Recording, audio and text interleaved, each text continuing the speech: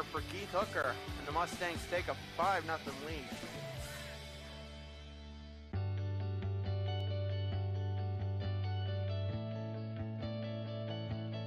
You really have to find somewhere that you feel comfortable. Having positive relationships and having people that you can connect with. That's a big reason why I decided to come. They're going to treat you as family. I didn't want to just be like lost in the crowd someplace. I wanted to make connections with people. There's so many reasons why I chose CMCC.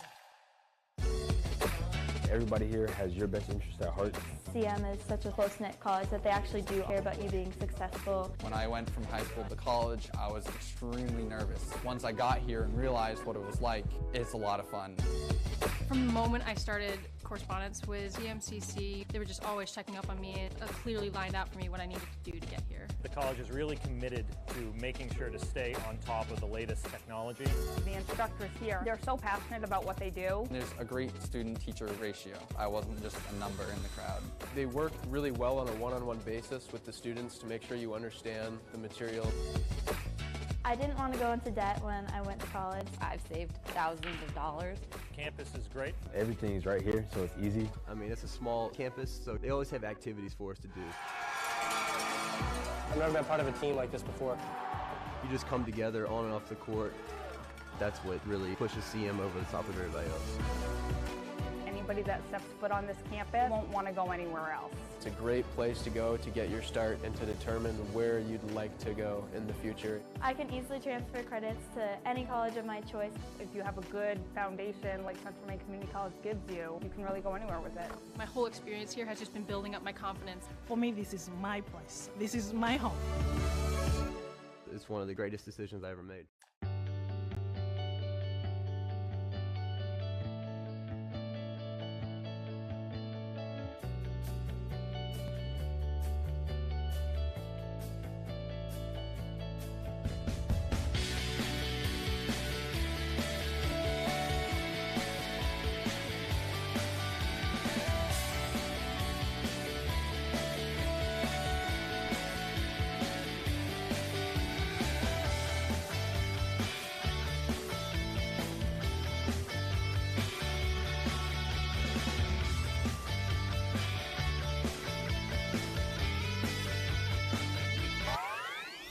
When I walked through these doors, I was just blown away. This is insane. It just caught my attention immediately. This is the first place that I've seen like this decked out. It's pretty sweet. What's the grand opening for our esports arena? We're talking 1,600 square feet of pure technology. Like, I'm shaking being here. It's so cool. There's nothing like it in Maine. We're ahead of the curve here. It's definitely a big market, something you can make a living on. I've always had an interest in esports. So we're treating it like an extension of our athletic program. And then in addition to that, we're starting an esports management degree program. It's just a different community for me to be a part of. It really just helps me just be myself. It's just really fun. This will bring students together. That's what's happening, and that's what esports is. To me, it's beautiful, and I want to live here.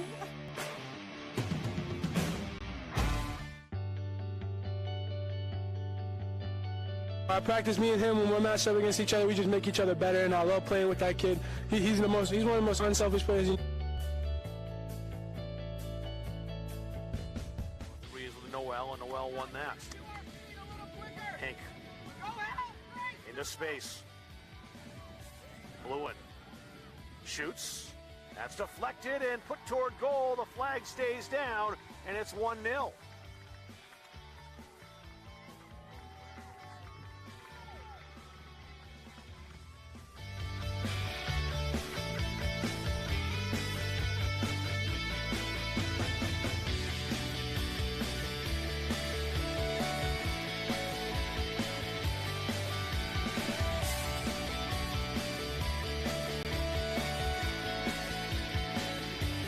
Yeah, I mean, it was incredible. I spent 2 years here.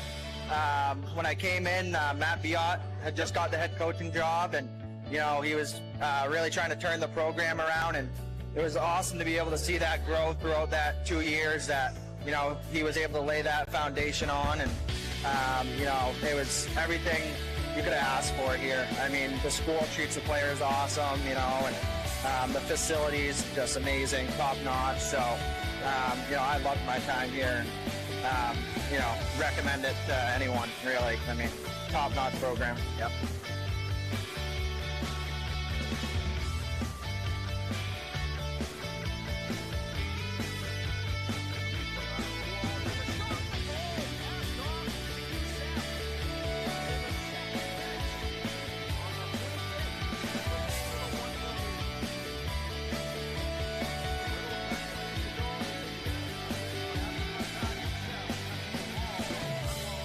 Yeah, I'd say we all got along really great, really fast. Like just from the first week that we all got here, I think everybody was able to mesh well, and then the area, it got all the way through. Johnson was close. Now played in the middle, and a shot up high for a goal. It's Nonowitz. Just 36 seconds into this second half, Allison Nonowitz has doubled the lead for the Mustangs. Well, that's the stat Mustangs were looking all the for props right there. in the world are the guys on the bench. From people that just came out, people that may not be playing that much. I mean, when you got 12 guys out on the court giving you high fives and you make a simple play like that, it feels good, and it's a good team feel, not just an individual feel.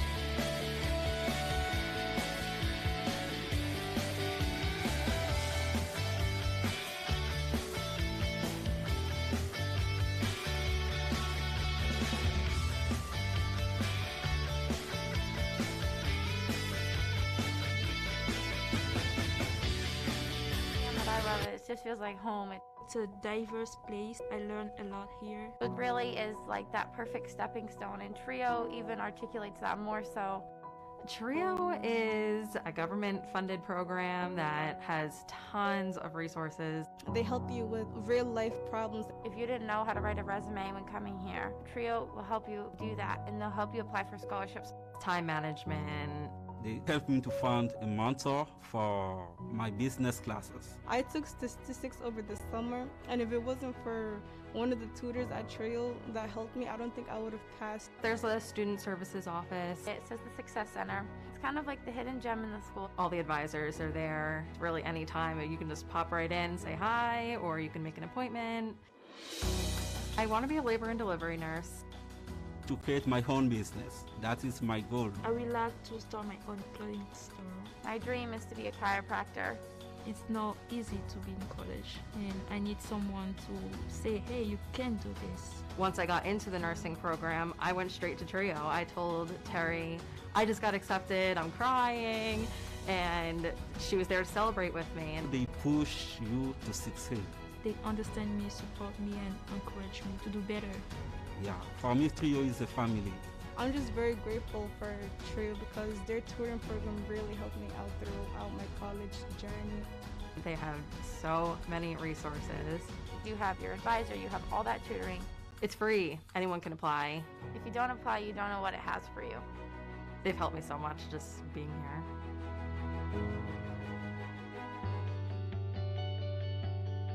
I mean, it's awesome. It's unlike anywhere I've ever really played before. When you're this close, to the court, not a lot of college courts especially are like that.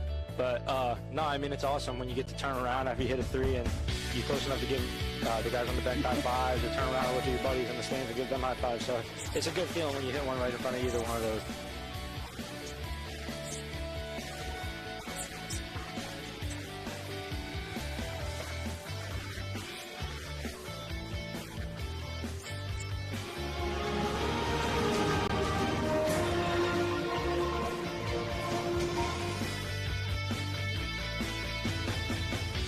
Like, when I go in, I just want to do whatever I can to help us as a team.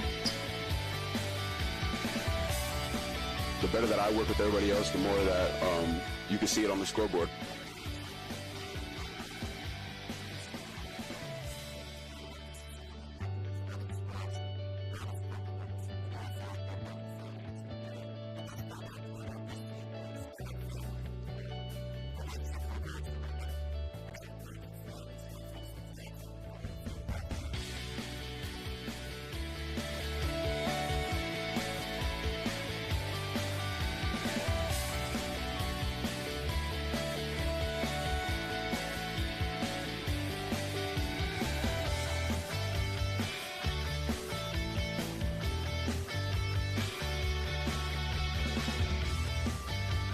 I mean, we all flow together, so whoever's hot, we just try to give them the ball. And we're a family, so, you know, if someone's hot, we give them the ball, and they're going to do their thing. And if they don't have it, the ball's always going to come back around. It's what you got to think.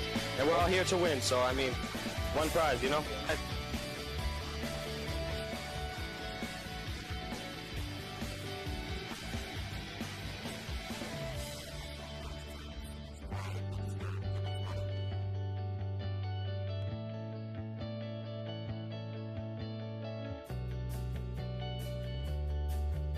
It's just about being a team player. My job is my energy off the bench and my aggressiveness on defense and offense, so I did with that today.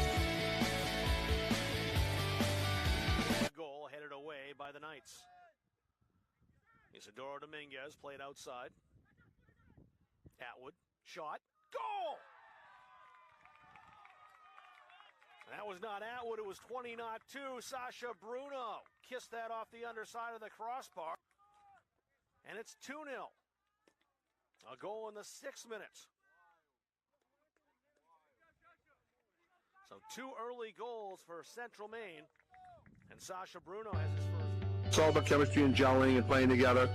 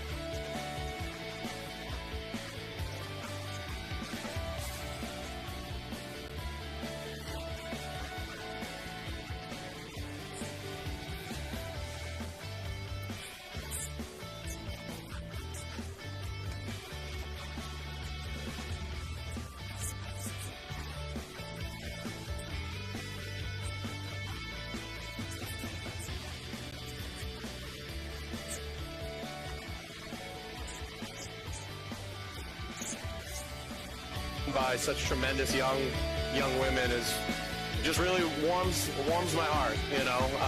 I'm just very lucky to just be associated with them, and can't wait to see all the things that they accomplish over the next 5 or 10 years of their life, because when you come to CM, it's more than just showing up here and you're on the team and then you leave here and gone, and we're in this together for life, you know. And that's something we take very seriously here, so I just look forward to watching them all grow and become stuff that they once thought they were never capable of being. I saw my family walk in, so I that's excellent. sprint over there. Yeah.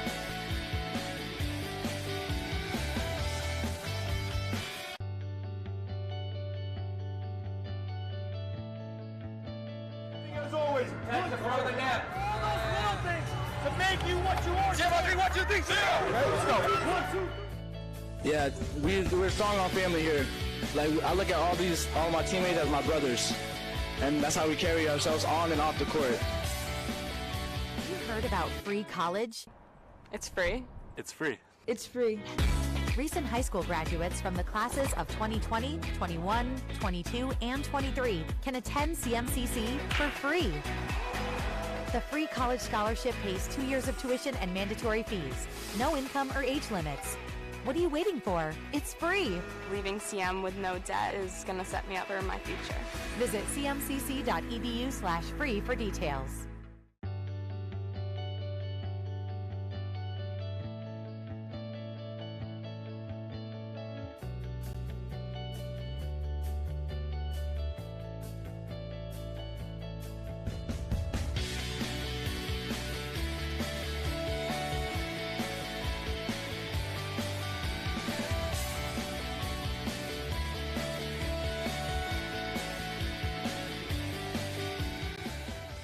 So we'll save that for between innings. One out here. That pitch driven to left, and that one's going to be a track meet as the left fielder Wilcox will track that one down. Ducharme scores. McWhinney scores. Hooker rounds third, and he will score. That'll go in as a 3-run homer for Keith Hooker, and the Mustangs take a 5-0 lead.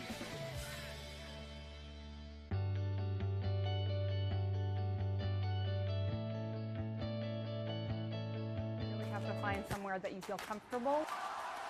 Having positive relationships and having people that you can connect with. That's a big reason why I decided to come. They're going to treat you as family. I didn't want to just be like lost in the crowd someplace. I wanted to make connections with people. Before, there's so many reasons why I chose CMCC. Everybody here has your best interest at heart. CM is such a close-knit college that they actually do care about you being successful. When I went from high school to college, I was extremely nervous. Once I got here and realized what it was like, it's a lot of fun. From the moment I started correspondence with CMCC, they were just always checking up on me. It clearly lined out for me what I needed to do to get here. The college is really committed to making sure to stay on top of the latest technology. The instructors here, they're so passionate about what they do. There's a great student-teacher ratio. I wasn't just a number in the crowd. They work really well on a one-on-one basis with the students. It's Tuesday night here in Auburn, the battle royale between the Seawolves and the Mustangs, the best college baseball rivalry in the state of Maine. For executive producer Rob Munzing, our cameraman Andrew Severson, I'm Patrick Dexler, bringing you YSCC Baseball as the visiting Seawolves travel up from South Portland, about an hour drive here to the shores of Lake Auburn as they take on your Mustangs. And pre-game, we got a chance to talk with Wyatt Knightley, the starting third baseman. He'll bat third in the lineup for the Mustangs tonight. We had a chance to talk with him about the season so far and a little bit about in the classroom. We're here pregame with Mustangs infielder and pitcher Wyatt Knightley, the first year from Oxford, Maine. Went to Oxford Hills High School, an Oxford Hills Viking. Wyatt, glad to have you on here pregame. So far, 462 average, couple of extra base hits and RBI, some timely hitting in some situations for the Mustangs. Talk a little bit about how the season's gone so far. Yeah, we're doing good. We're off to kind of a slow start. We're still coming together as a team. We need to find out where everybody's at and then regroup from there and go for it. All right, so talking a little about what's your major here at Central Maine Community College? Business. So what's it been like in the classroom so far, just about 4 weeks into the semester? It's been good. My math class started off good, so that was my only class in person starting off. But a couple other boys in the class, so it's pretty cool to have them there too. So talk about the transition from high school to college. What are the things you've seen and ways you've had to adjust here so far? I'm living at home right now, so it really hasn't been too much of a change from like going to school standpoint.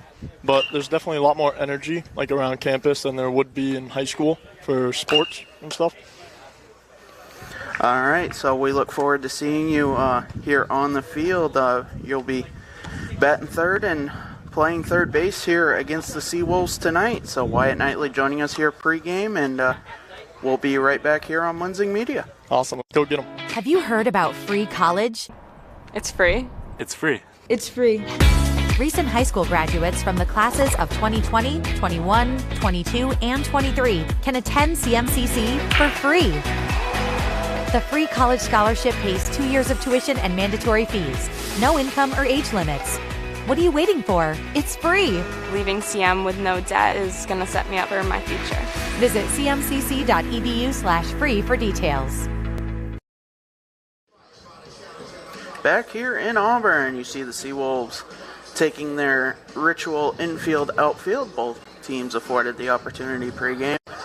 Umpires in a bit of a delay. That is what is backing us up right now. Mother Nature also not playing nice. Intermittent rain showers the past couple of hours here. But so far the skies are still just cloudy.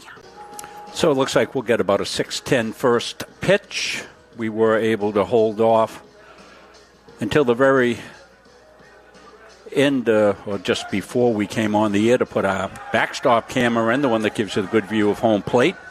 So we got that in, and hopefully the showers hold. But if the showers come up, you'll hear me go silent because I'll be down there pulling that equipment in. So hopefully we don't have to do that. It really gives you good perspective here, as we'll have a 3-camera production here. You're seeing our cover camera here run by Andrew Severson. And we've also got another camera that is locked in on the pitcher's mound there to give you some shots of the pitches as well. So 3-camera production. As Patrick told you, I'm Rob Munzing, and we're glad to bring you all of the Mustang action again this school year. The 23-24 school year will be here for about 100 games streaming this year.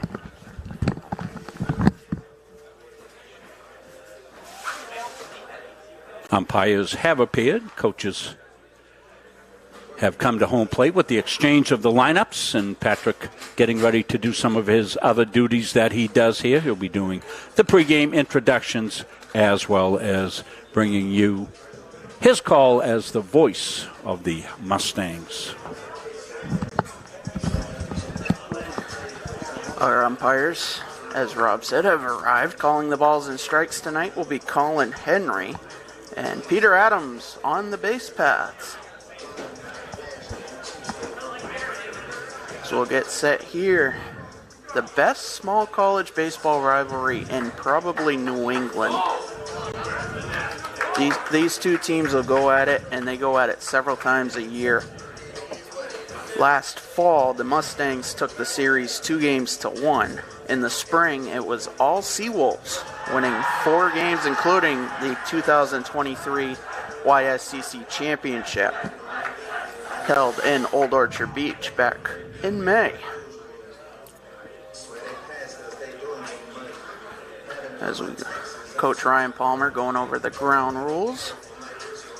Both teams getting themselves ready, and we've seen these two teams battle it out here on Munzing Media, Rob, and there'll be no shortage of action tonight. Well, it should be good. A 9-inning game tonight. This is the single game. Then they'll play a doubleheader later on in the fall, as Patrick told you, 3 games. And this is the 9-inning game here tonight on a Tuesday evening. We're glad you could all join us. As we said, some showers in the area, but Joe Cupo, the weather person masquerading as Patrick Dexler, has been all over the forecast, looking at it moment by moment, inch by inch, and he tells me we're clear for the night. So any problems, let me know. Somebody saying we're a little blurry. We'll make sure we focus up here. We'll go ahead and zoom in, focus that camera. Looks pretty clear on my end. I'm monitoring things on the iPhone, so let us know if anybody else. Drew Stevens says he's having a little problem with blurry.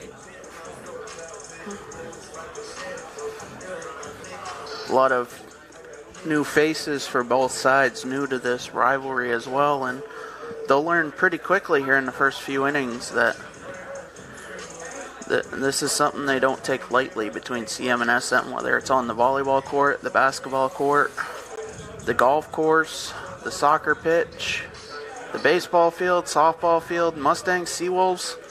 Anytime they match up, it's always a good game. Mustangs softball taking on the Seawolves in South Portland. Game 1 went to the Seawolves 4-0. Game 2 currently in progress. We'll have updates for you throughout.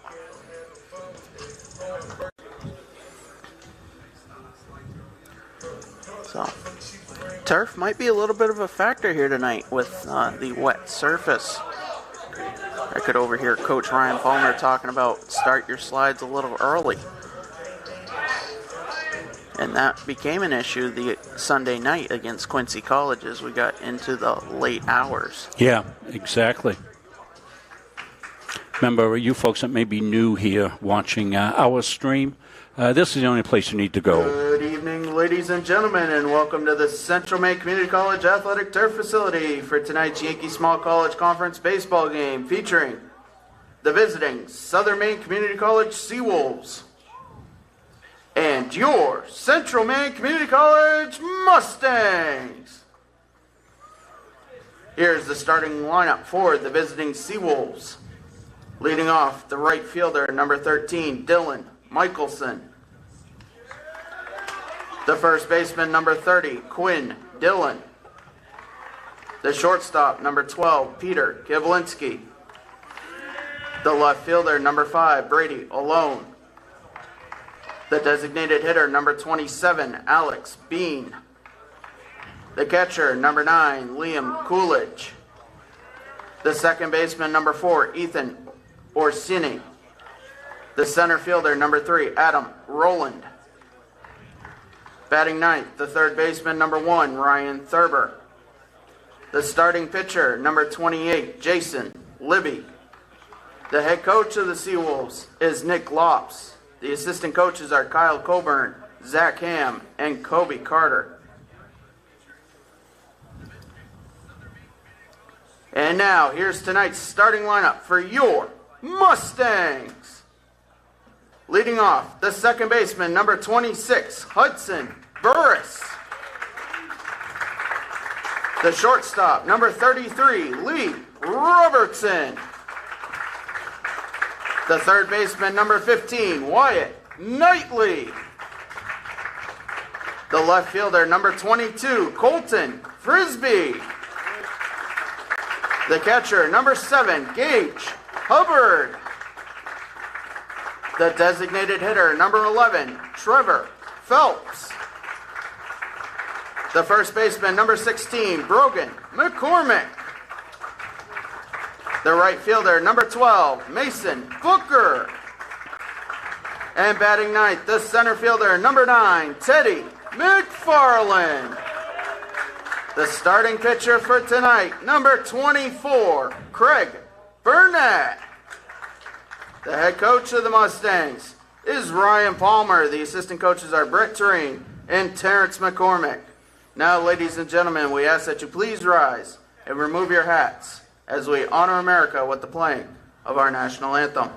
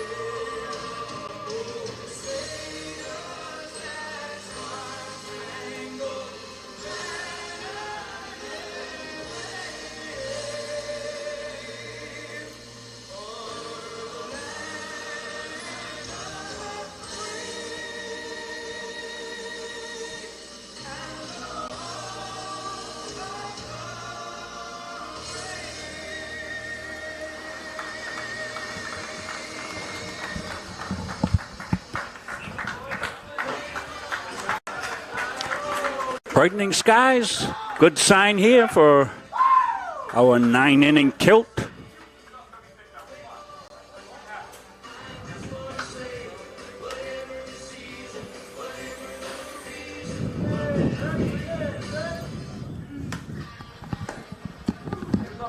So we'll get set here. We'll set the defense for the Mustangs. In the outfield, left to right, Colton Frisbee, Teddy McFarland, and Mason Booker. Third to first in the infield, Wyatt Knightley, Lee Robertson, Hudson Burris, and Brogan McCormick. Behind the plate, Gage Hubbard. And on the mound, making his second appearance of the fall, Craig Burnett, the sophomore from Ellsworth, Maine. Also this past summer pitched in the American Legion World Series down in North Carolina.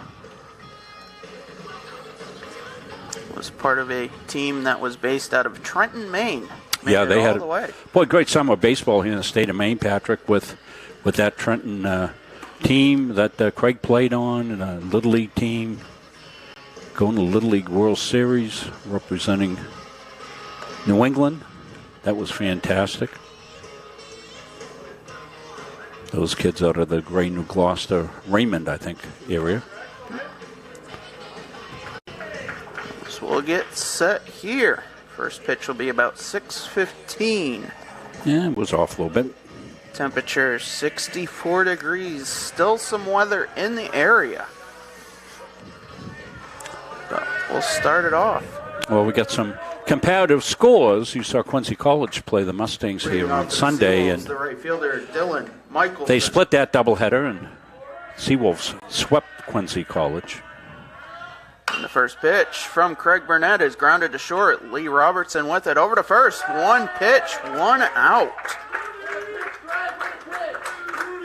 And that's what you want if you're the Mustangs. Like that economy.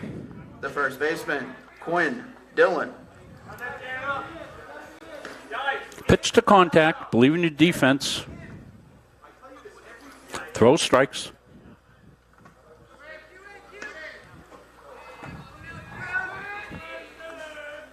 Burnett looking to get the sign, and he'll throw. Is that pitch in there for a strike?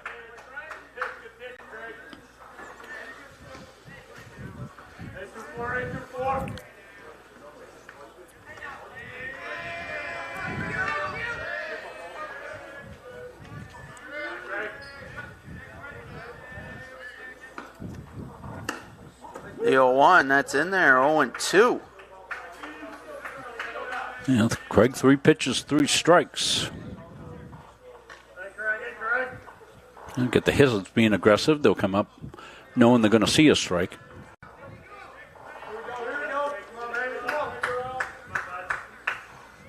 And the 0-2. Grounded down the first baseline, but it'll go foul. Dillon stays alive.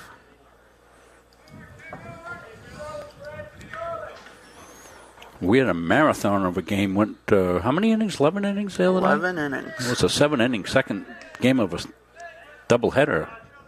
No outs recorded in the bottom of 11th as that pitch fouled off. Brandon Gore, working a walk to start the inning, was able to steal second, steal third, and then score on a wild pitch. Yeah, Brandon also threw the leather around at shortstop. Several outstanding defensive gems. And Burnett will step off.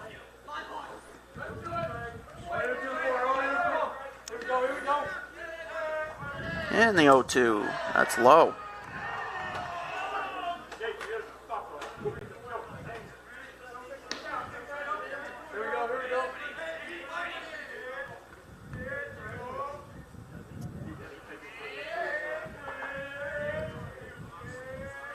And the 1-2, outside.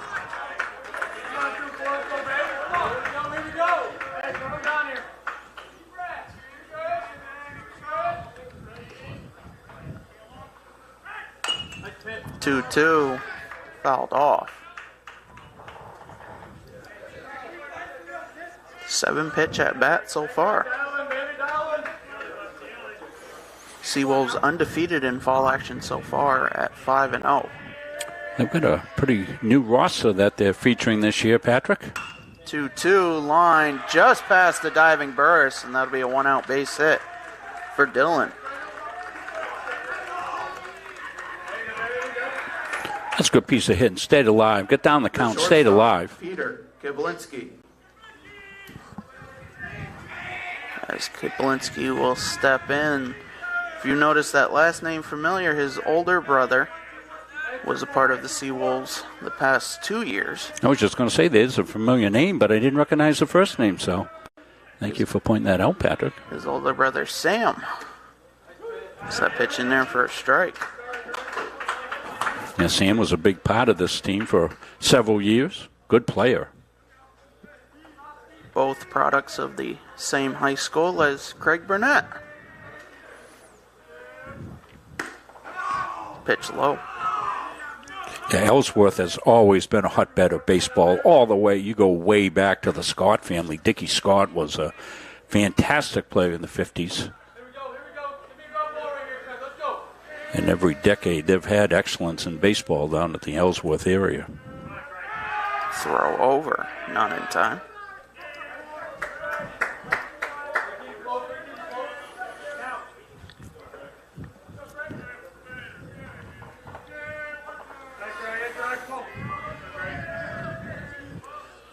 And the pitch fouled off. Count 1-2.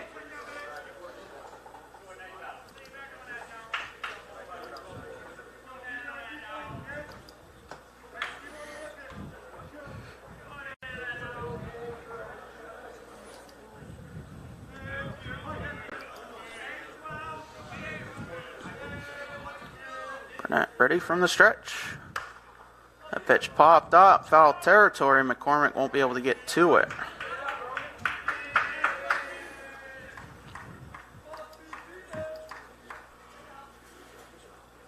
Just not enough air under that one for McCormick to chase it down.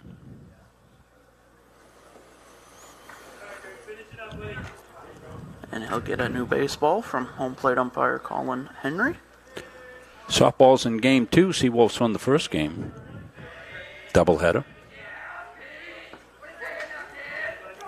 Softball's been a little slow to get out of the gate this year, playing-wise. Not their fault. That's not what I mean. It's just lost a couple of games that they had planned to have scheduled, and those fell by the wayside. So a little delayed start would be a better way to say it. Seawolves up on the Mustangs 4-3 in game 2. Pitch popped up, but that's going to just leave the complex. Seawolves are putting some good at-bat battles on here, making Brunette throw strikes.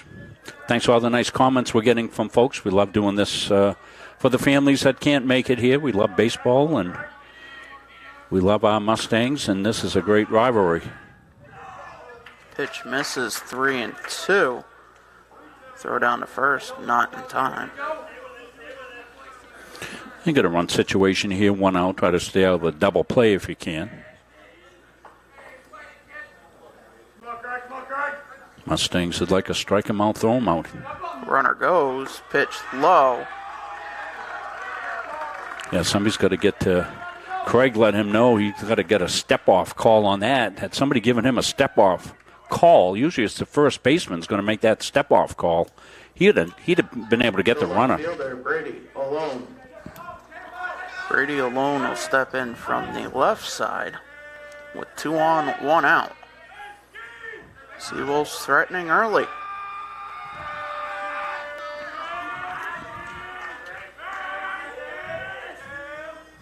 Pitch line to right center. That'll drop. Rounding third is Dillon. The throw will not be in time. That'll be a base hit and an RBI for Brady alone, and he'll advance to second on the throw, and the Seawolves have an early 1-0 lead.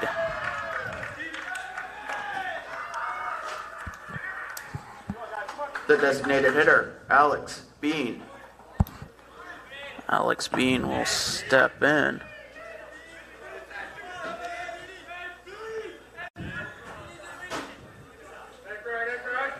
With 2 in scoring position, just 1 out.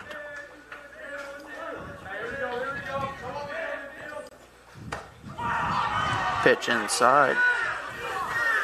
Seawolves dug out into it early. Well, you get a little juice when you get the guys rolling around the bases, and Mustangs would like to put an end to this right here.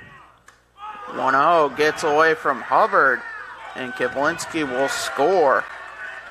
Alone will advance to third. Seawolves up 2-0.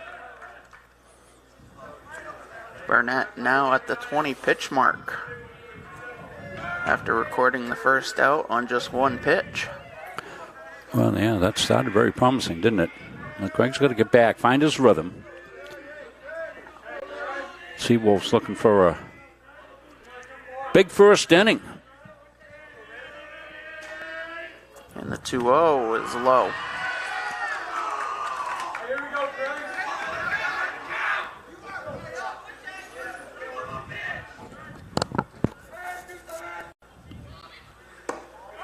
That'll be 4 straight.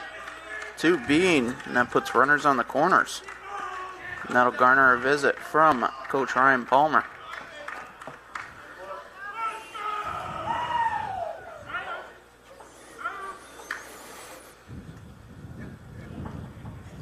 Always something to be wary of, especially the past few years. The Seawolves not afraid to burst out at any given moment, and they'll put a crooked number up on the scoreboard in any half inning on the offensive side. Well, Mustangs, we're not making excuses, but just to point out factually some of the plays that you may have seen in the earlier games. We've got some guys out tonight, Patrick, with some nagging type injuries. Notable names would be Brandon Gore and Garen Post. Yeah, you lose a lot with those two out of the lineup. Garen, one of the catcher, Liam Coolidge. Power hitters for the Mustangs and a terrific first baseman. And Gore, we told you about him and what he did in the game the other day with his glove and bat and base running. Post leading the team last year in RBIs with 32. Yeah, they like to get a double play ball here. And Burnett throws in strike 1.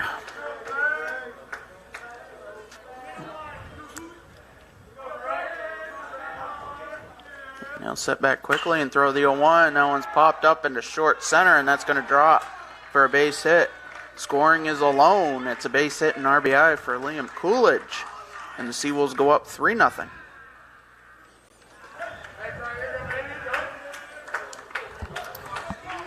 The second baseman, Ethan Orsini. Ethan Orsini, one of the new faces for the Seawolves, steps in, the 7th batter of the inning. And pitch number 25 from Craig Burnett hits the zone, count 0-1.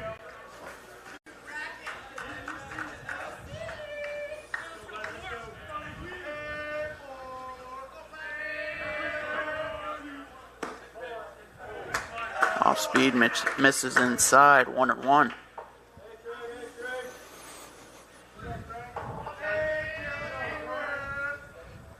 And the 1-1 swung on a miss. Burnett up 1-2.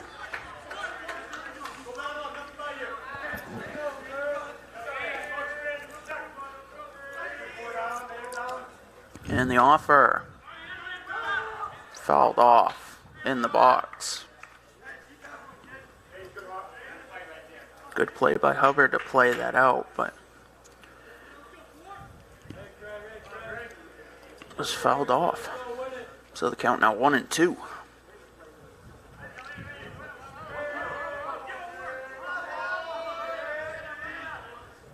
And the pitch upstairs.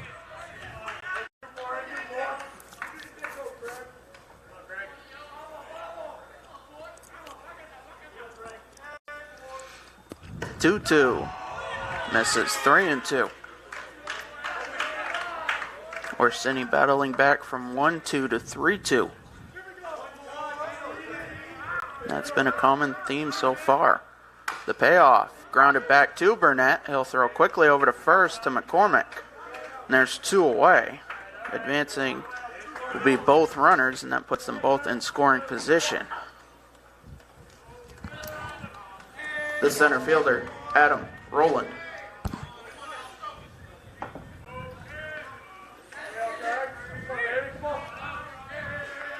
Two out, 2 on, and a pitch. That hit him. That'll load the bases.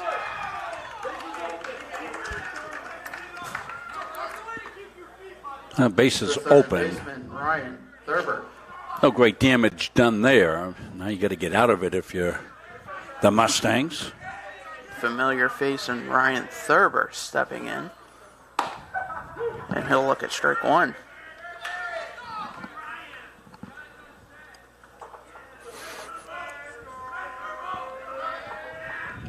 And Burnett's 0-1. Hit the bat.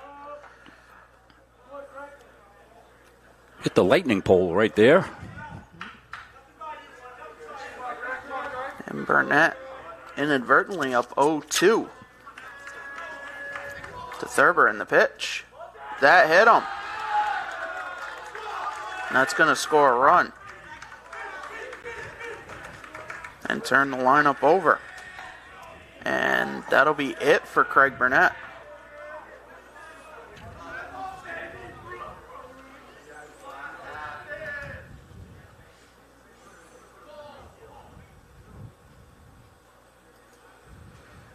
Burnett will be responsible for all 3 Seawolves on base, as well as the 4 runs that have been scored so far in just 2/3 of an inning. And it'll be Logan Carpenter taking the ball here.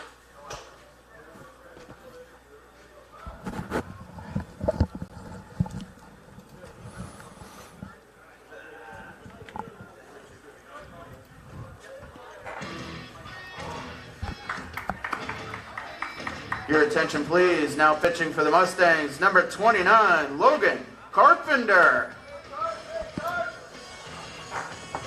Logan Carpenter working a scoreless inning against NHTI, Game 2 last Friday, striking out the side and then earning the victory as the Mustangs were able to walk it off, down 1-0, going into the bottom of the 7th.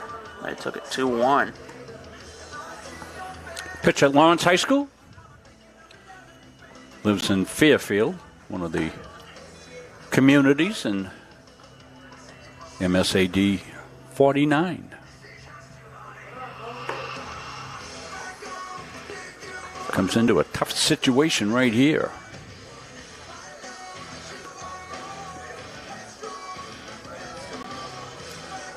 Lights have been on since the get-go. Mother Nature not raining on our parade yet. She was earlier. Both teams taking batting practice in intermittent showers.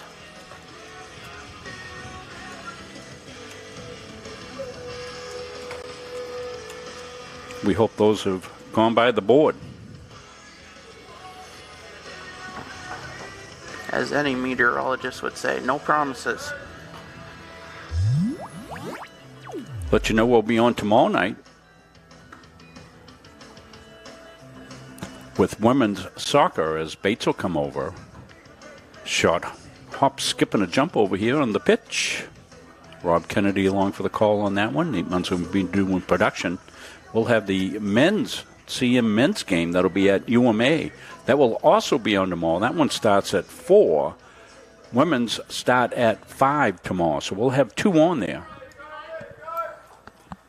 The right fielder, Dylan Michelson. So Dylan Michelson, who recorded the first out of the inning on just 1 pitch.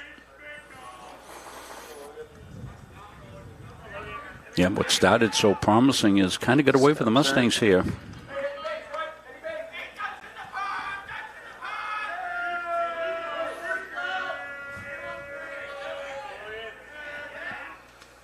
And the first pitch, swung on a miss.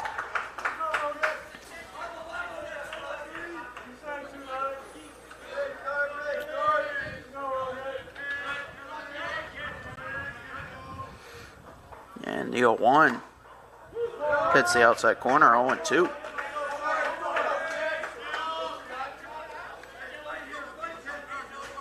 Carpenter will have a punch out here if he can get it. And the 0-2 misses outside, 1-2. You saw that well from the backstop, just off the plate.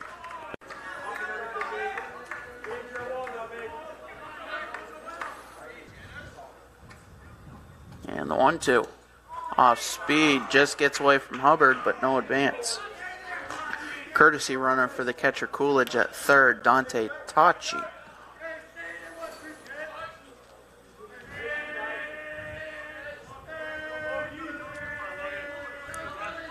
And the 2-2 upstairs, that fills the count at 3-2.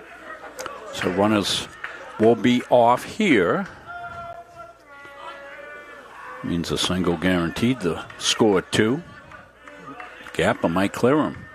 And the payoff upstairs. And the carousel continues. The first baseman, Quinn Dillon. Quinn Dillon with a 1-out single that started the parade. Bill Coppin with the 2 quick strikes. Now has thrown 5 straight balls. Needs to relocate that zone. And the 1-0 outside.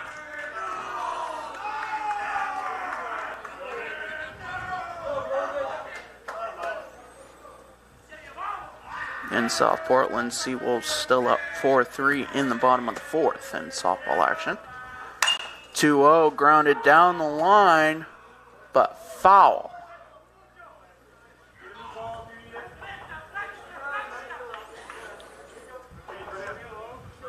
And that was probably 3 inches either way of staying foul or going fair. So the count now 2-1.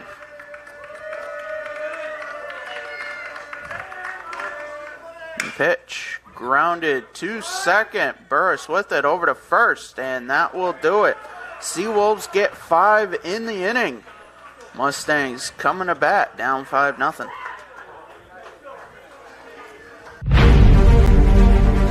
The USCAA provides our program exactly what they say, a chance for small colleges to compete. Leveling the playing field for everybody.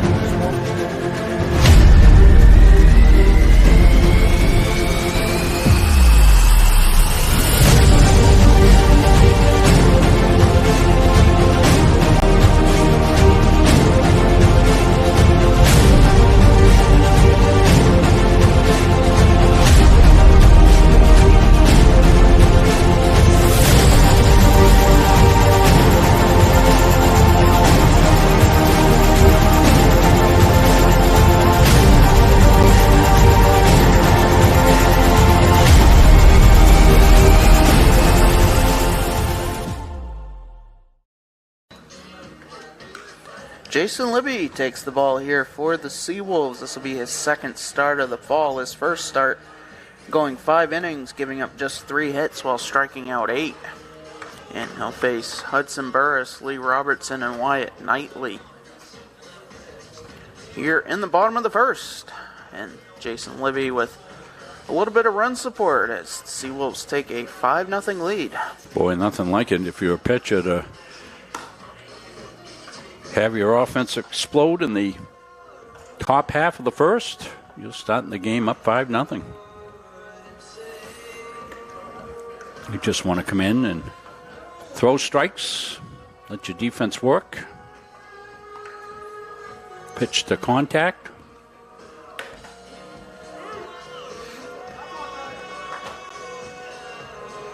Looks like he's got above average fastball, Patrick. He'll put that to work against Hudson Burris. So if you're the Mustangs, you get chip away. You get 9 innings, Patrick. That's the thing you have to remember. So get a couple of runs, get yourself back in this. Hudson Burris.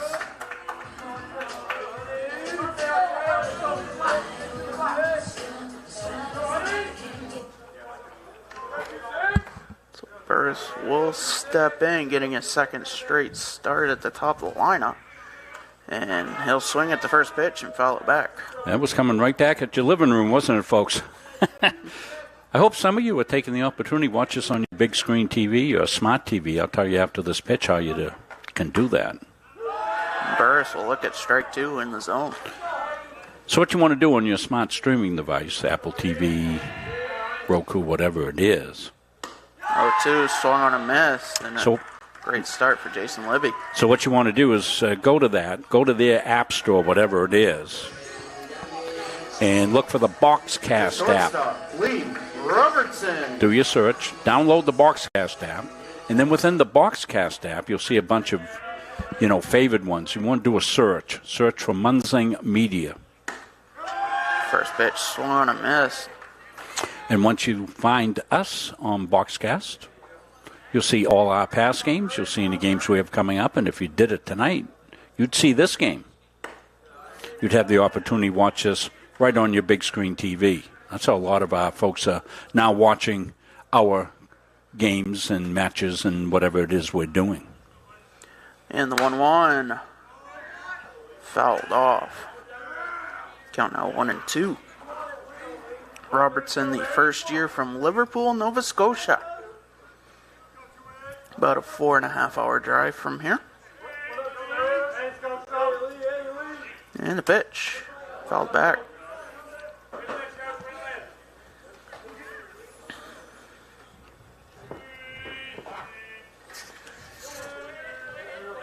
Libby, the first year from Bangor, Maine, went to Bangor Christian School. He'll throw the 1-2. That misses 2-2. They've had good baseball as well. Bangor Christian, a Class D program, but they're really a good, strong program. 2-2, driven to right, and that'll be caught by Orsinian, short right. And there's 2 away. Yeah, it's a nice catch. Got a good jump on it, open the hips up.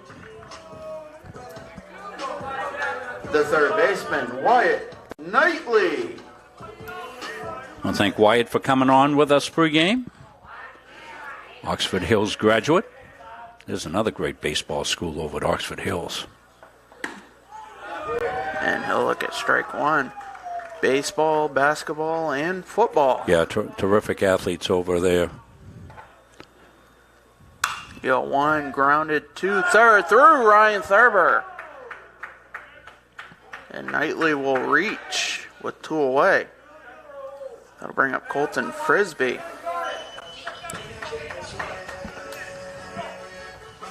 The left fielder, Colton Frisbee. So Knightley will reach on the E5, and Frisbee steps in with 2 out, 1 on. Lights have been on since the get-go, as we said, giving you these nice, beautiful pictures, these beautiful LED lights. First pitch, line down the right field line, but foul.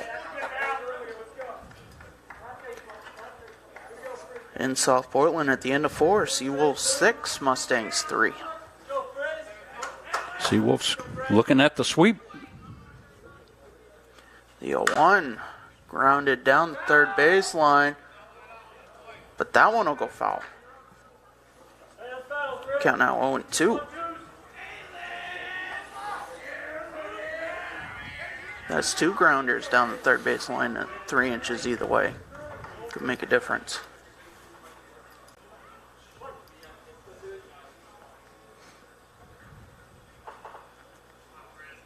The 0-2 skips in, gets away from Coolidge, and Knightley was off.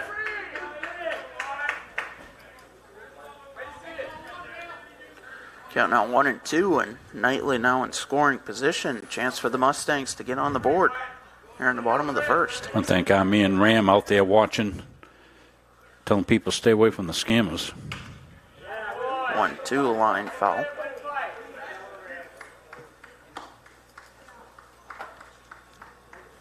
Those scammer accounts are everywhere on everything. Anytime you put a game up or you talk about a game coming up, those people come out of the woodwork. They must be, what do they call those, bots, Patrick? Yeah, I'd say the over-under is probably you're going to get 5 of those posts in the comment section. 1-2 called, strike 3, off speed, was in the zone.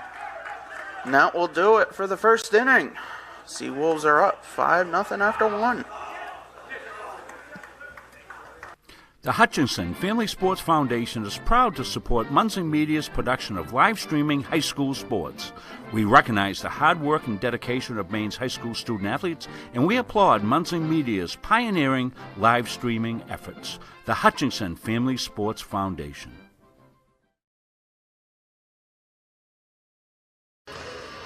Logan Carpenter finishing the bottom of the first inning. On just 10 pitches, he'll be in his second inning of relief. He'll face Peter Kiblinski to start the top of the second as the Seawolves look to build on their 5-0 lead. Mustangs were able to get a runner in scoring position in the bottom of the first, but stranded Wyatt Knightley at second.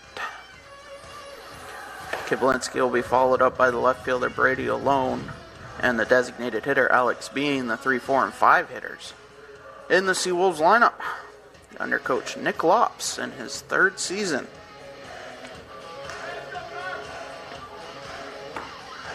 Nick spent the summer coaching the Sanford team. That's a wooden bat league, isn't it, Patrick? Yep, always successful down there, the Sanford Mainers. And the Sanford Mainers. I told you they'd been in touch with me about production and, what we're doing up here. They'd like to be able to duplicate it, do a better job of covering the games down there. I invited them to come up, take a look at the operation up here, see how we do it.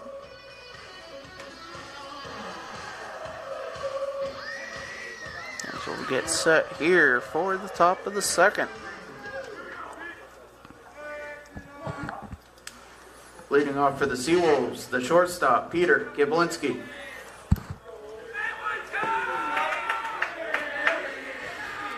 Peter was able to work a walk his first time up. And the first pitch of the second inning is in there for a strike. You said it before, Rob. What's the best pitch in baseball? Strike one, buddy. And the 0-1. He went. Check swing. Peter Adams says no. No. Ooh. It'll even the count at 1-1.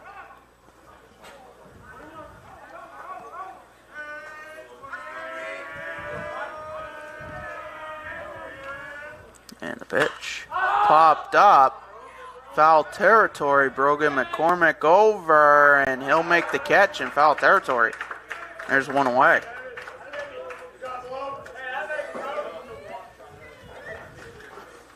Good job tracking that. By McCormick, that can be a little tough in this tweener time. Of course, the cloud cover helps a little bit. Gives you a little bit better view of things. That pitch high and outside, 1-0. Alone 1 for 1. He singled to right his first time up. Pitch upstairs. Yeah, Carpenter would like to get a 1-2-3. Get back in, give his offense a chance to chip away. A lot of game left in a 9-inning game.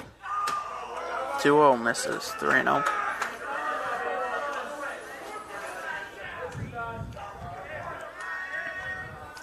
Beautiful turf surface here to play ball on. We had rain before the game. You wouldn't know it. 3-0 hits the top of the zone, 3-1. It was more on the sprinkly, drizzly side. A little steady at times, though. 3-1 popped into short left. Frisbee under, he'll make the catch. And there's 2 away.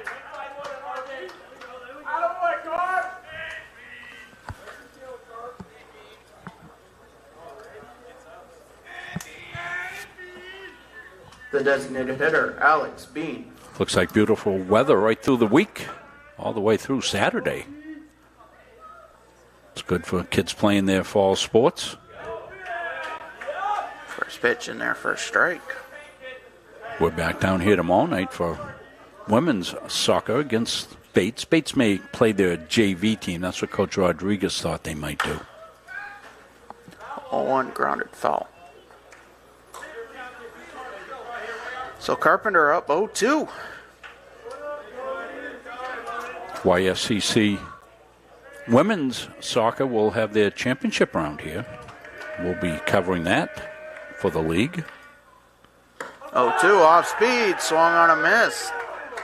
That will do it. A 1-2-3 inning for Logan Carpenter. We head to the bottom of the second. It's 5-0. The USCAA provides our program exactly what they say, a chance for small colleges to compete. Leveling the playing field for everybody.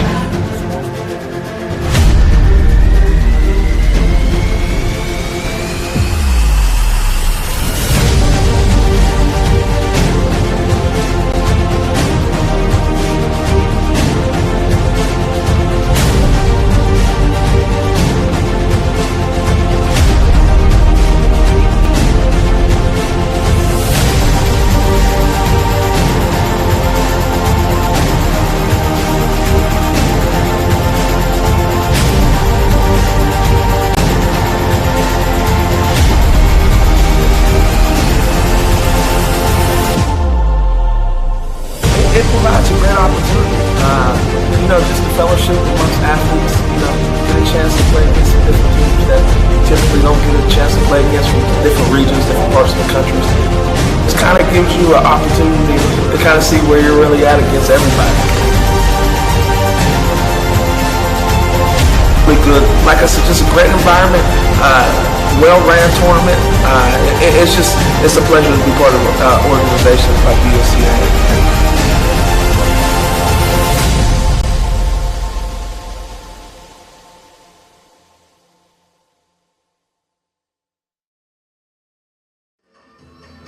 Jason Libby with a 16-pitch first inning.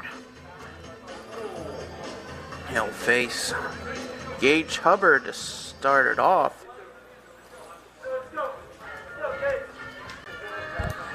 Leading off for the Mustangs, the catcher, Gage Hubbard. He'll be followed up by Trevor Phelps and Brogan McCormick. Here in the bottom of the second. And a pitch. Swung on a missed.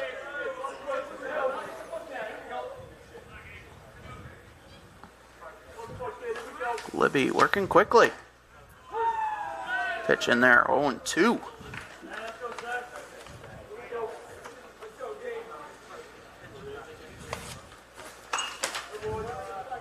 And Hubbard fouls the 0-2 off.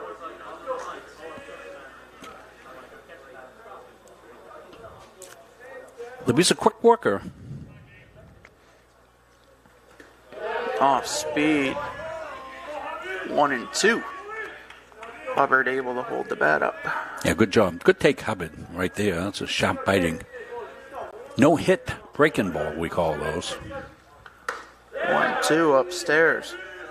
Yeah, you throw that breaking ball out of the zone, hoping for a swing and a miss. And the 2-2. Off speed, fouled off. That one was dropping, but Hubbard able to put the bat on the ball.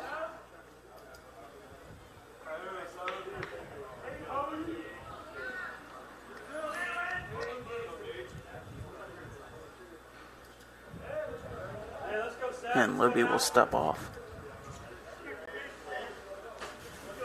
Back up quickly, the 2-2. Driven to left center, and that'll drop for a base hit. Leadoff runner aboard.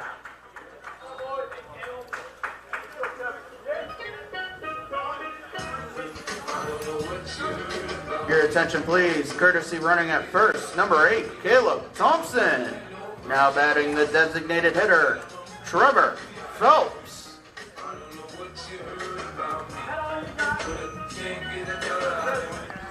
As Phelps will step in.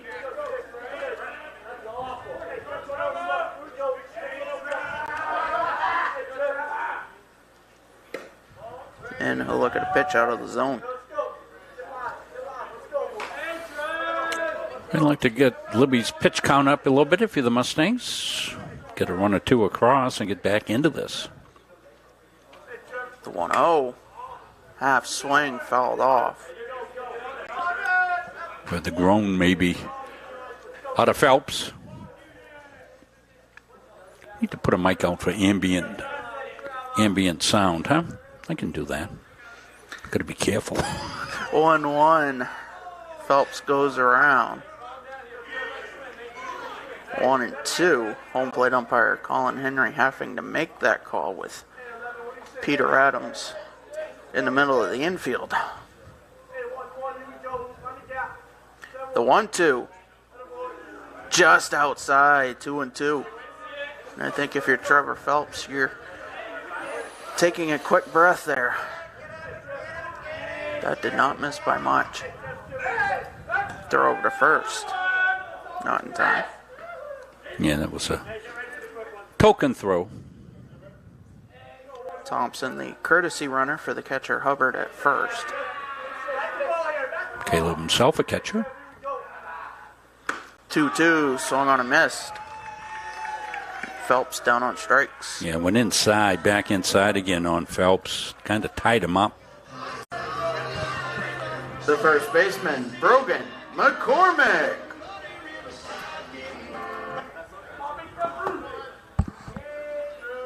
McCormick steps in. 1 out, 1 on.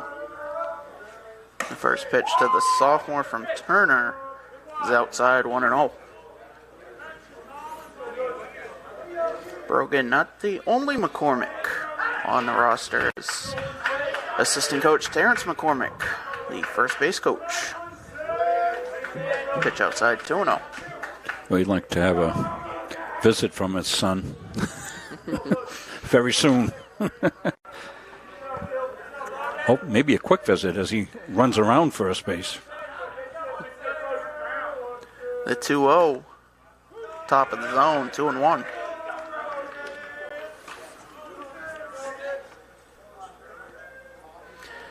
And a final from South Portland, Seawolves sweeping the doubleheader, 4-0 and 6-5. 2-1 fouled off. So the Seawolves taking the first 2 of the proverbial 3-game set in one day. Will they play doubleheader up here later in the season, do we? I think we do. Yes. So we'll play 4 games. And 2-2 misses. Throw down to second will not be in time. A stolen base for Caleb Thompson, as the Mustangs have a runner in scoring position in back-to-back innings.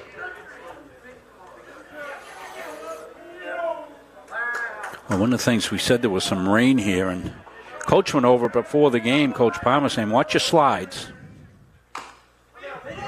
Payoff pitch, grounded to third. Thurber with it over to first, but the throw will not be in time, and Thompson will make his way to third. That puts runners on the corners for Mason Booker. Infield hit. The right fielder, Mason Booker.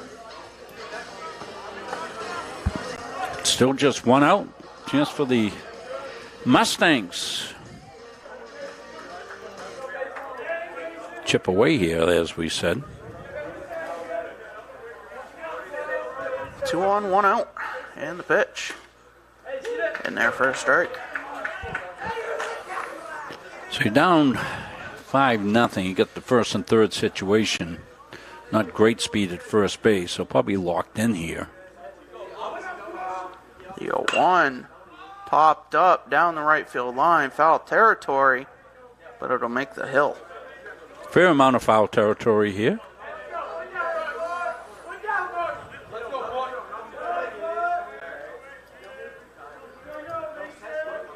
Athletic complex. 0-2 is low. Good stop by Coolidge.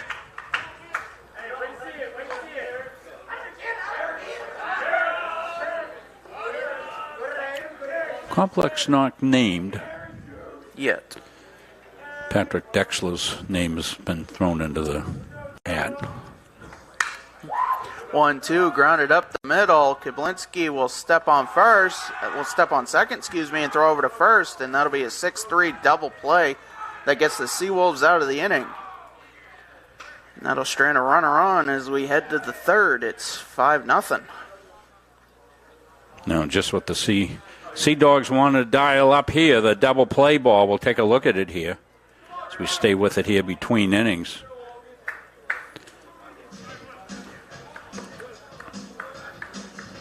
The good delivery, ground ball right up the middle. 6-3. And got him by a couple of steps there. Good execution by the Seawolves. Threat goes by the boards for the Mustangs. We told you we got an exhibition game tomorrow night. Be here at the soccer middle section of the complex. Women will be in action against Bates.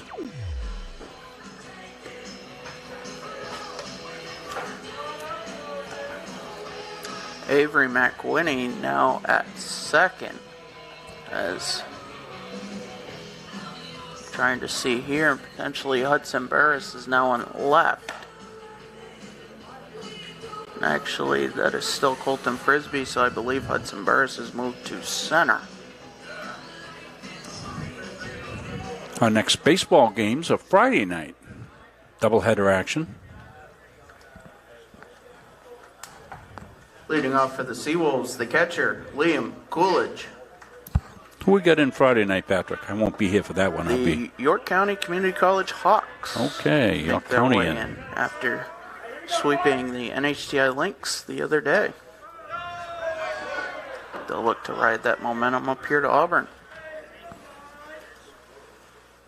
I'll be off doing high school football. Nate Munsing steps in for me and does color and production, as I do here with the voice of Mustang Sports, Patrick Dexler.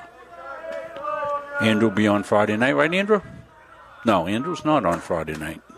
2-0 win there, 2-1. Joe's on Friday night? Aspen Friday night. Carpenter's 2-1. High and tight, 3-1.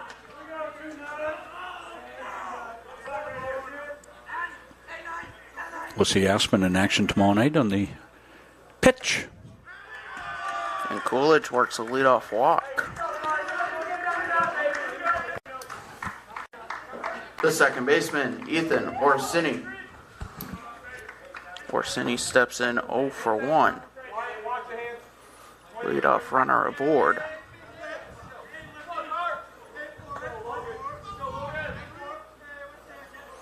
Carpenter working in relief. Knightley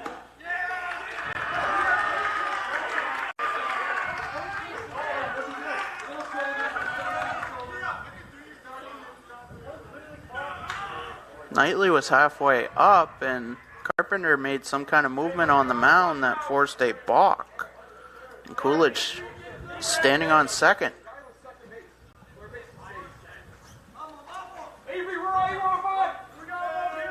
Let's see if we can get a look at that. Pitch grounded up the middle. Robertson with it over to first. And there's one away. Coolidge will head to third. On the 6-3. Good job by Coolidge on the read there at second base. Your rule is, you don't want to go if the ball's in front of you, but as you extend that lead, get your extension at second base on the pitch. That ball goes in behind you. Usually you can beat the throw, and that's exactly what he did. In fact, they didn't even try to throw it that way as they took the out at first base. So good base running right there. That's how you apply that rule.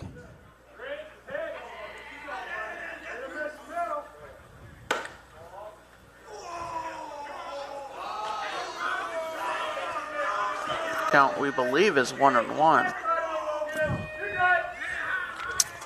have to check that. I have 2-0, but I may be wrong. I think now it's 2-1.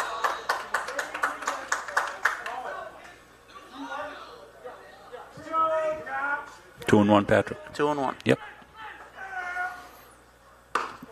That pitch misses. 3-1.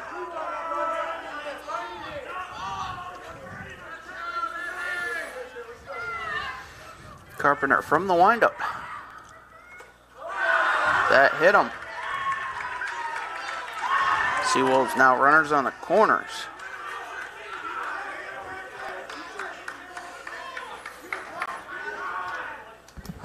The third baseman, Ryan Thurber. As Thurber will step in, he was hit by the pitch his last time up. Runners on the corners, one away. Seawolves threatening for more to build on their 5-0 lead.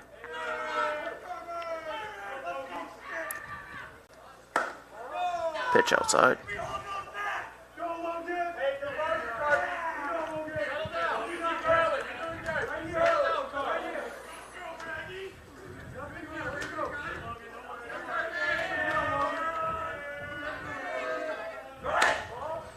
Pitch misses, throw down to second, will be in time, but scoring will be Tachi, the courtesy runner at third.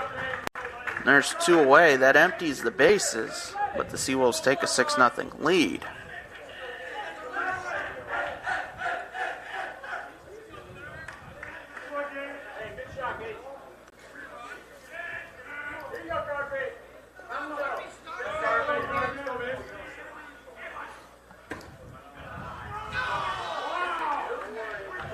Pitch misses. 3-0.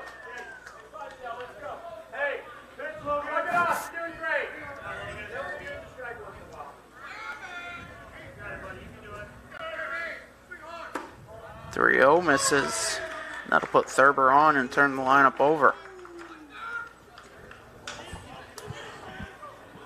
The right fielder, Dylan Michelson. So Michelson steps in 0 for 1.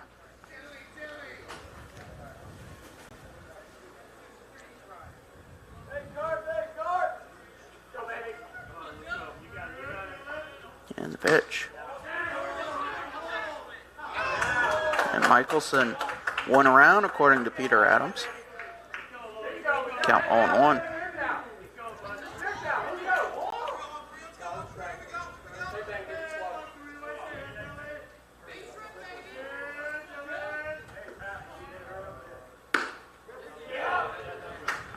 Count is 0-2.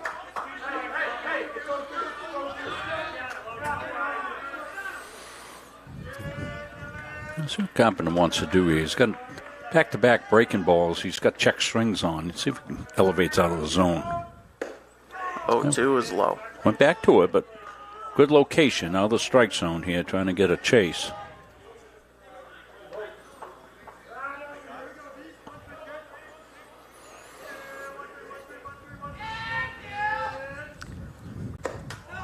Two is low. Evens the count at 2-2.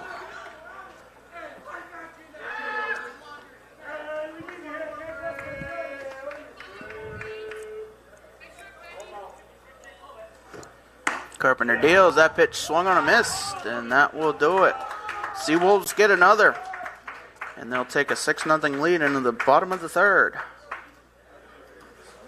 Helping people is kind of ingrained into me. I am so glad that I chose to be here. It's a really great program. Primary downs in the heart. The instructors are super helpful. They really do set you up to be successful in the field. The new hospital simulation lab here at CMCC is a great addition. It's as close to replicating real life as you can get. We did an IV lab. With a mannequin, it's nice to get your toes wet before you jump into a clinical setting. Deep breath. CMCC is the best place to start nursing.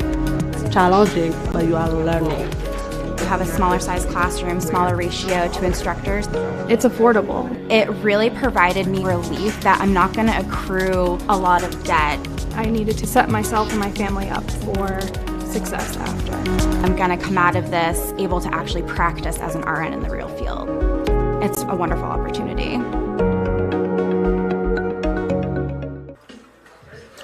Jason Livy at 38 pitches through 2 innings. Seawolves adding another run of support for him. And he'll face Teddy McFarland to start the bottom of the third.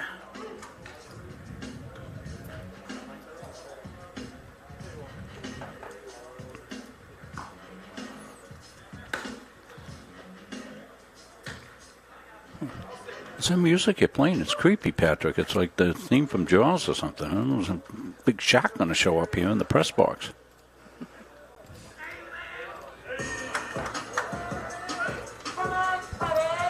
Leading off for the Mustangs, the center fielder, Teddy McFarland. As McFarland steps in for his first at-bat.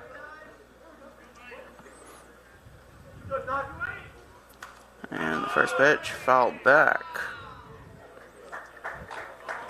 Right back at our camera on the fence. You probably have heard me talk about this if you're a Mustang fan. It's poking through a little hole, but it's not on the play side of the fence. It's still got fence protection. Not sure what would happen if it took close to a direct hit on that. But that's why I have our good friends at Gosline Insurance, a proud sponsor of Muncie Media, covering all our equipment. Well, I have some good news to report here. The weather is breaking up on the radar, so it looks like we're not going to have anything for the foreseeable future. Well, it's supposed to be beautiful going forward, Patrick, so just this. little front came through, and now we're cooking. We're going to have beautiful weather for the next couple of days. Soccer games on the Mustangs Facebook page tomorrow night. One home game, one away game. 3-2 swung on a miss. Libby works a strikeout to start. The men will be playing up at UMA. UMA men, first year program. But they're playing pretty competitively. Games I've seen the scores of.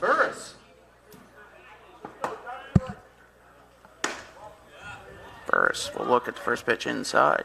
And here, the women will play the Bates, maybe JVs, as Coach Rodriguez said. You know, it's a chance for us to get some more action in. That pitch grounded through the left side. That'll be a one-out base hit for Hudson Burris. Hard hit ball. That brings up Avery McWhinney.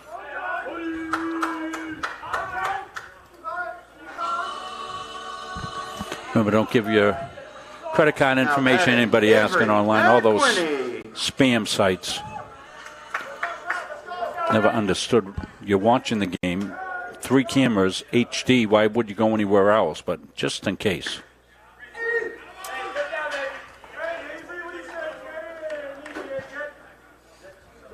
So McWhinney batting in Lee Robertson's spot. Hudson Burris now at short. Colton Frisbee still on left. Pitch fouled back. That'll shake, rattle, and roll the backstop, but our camera is mounted there. I had some folks say, how do you, we see the camera shake and all that, and it comes back and steady as could be. There's a very heavy duty, what they call a fence clip on that. Secures it to the fence. Throw over to first, not in time. So Robertson exiting the game after just 2 innings. 0-2 outside. 2 outs, Patrick? 1 out. 1 out. Just the strikeout so far. And the 1-2 inside. McWhinney getting out of the way. Yeah, the bench says, hey, take that. Yeah. Easy for them to say. Coming right at your elbow. I don't think so. It's not like it's a cream puff. 2-2, runner goes, pitch outside, throw down. In time on the 2-6 caught stealing.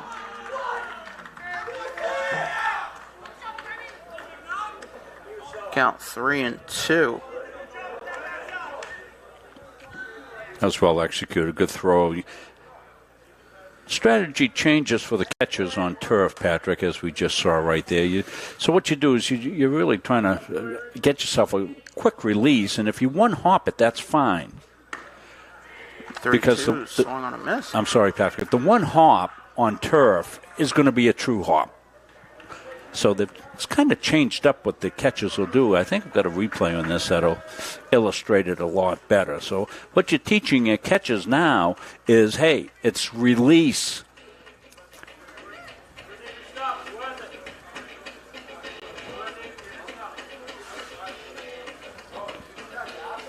So let me get it back here a little bit, and we'll slow it right down since we're staying with it between innings. So you can see how that one hop is perfect. Takes the shortstop right into the tag. Well done.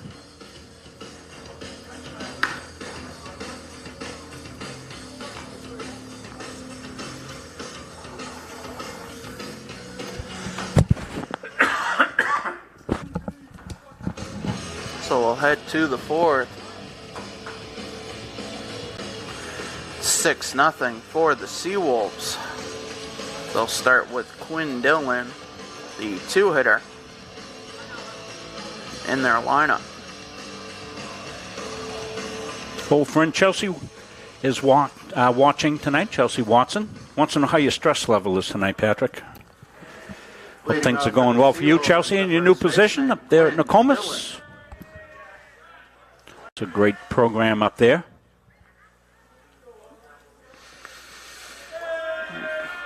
Well, I'm hanging in there so far, Chelsea. I mean, Oh, we miss you down here, Chelsea, that's for sure. first pitch of the fourth inning misses. That one hits the top of the zone and evens the count at 1-1. Let Chelsea know you can share with all the folks up there at Nokomis that we'll be doing Nokomis at Gardner football week from Friday. The 1-1 from Carpenter is inside. Sea Dog's bench saying let it hit you. Now, that one you could. That was a fluffer nutter. 2-1. Dylan looks at one upstairs, 3-1. Hitters count here. Dylan 1 for 2. And 3-1 foul back. All Seawolves here so far. They're up 6-0.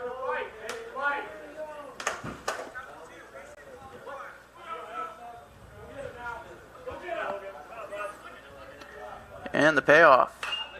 Grounded up the middle, and Burris will stop it, but that'll be an infield single. And that'll garner a visit from Coach Ryan Palmer before Peter Kablinski will step in. Yeah, it's infield base hit all the way.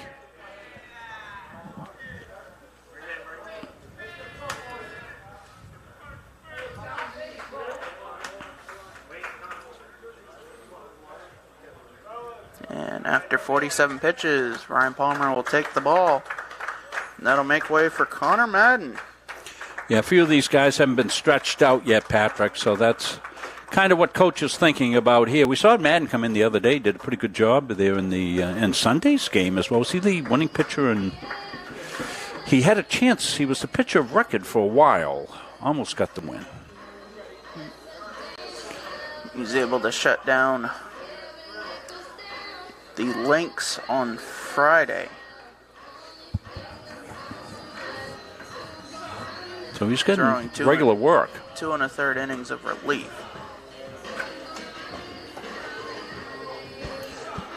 Your attention, please. Now pitching for the Mustangs, number 21, Connor Madden. Madden, the first year from Hudson, Massachusetts.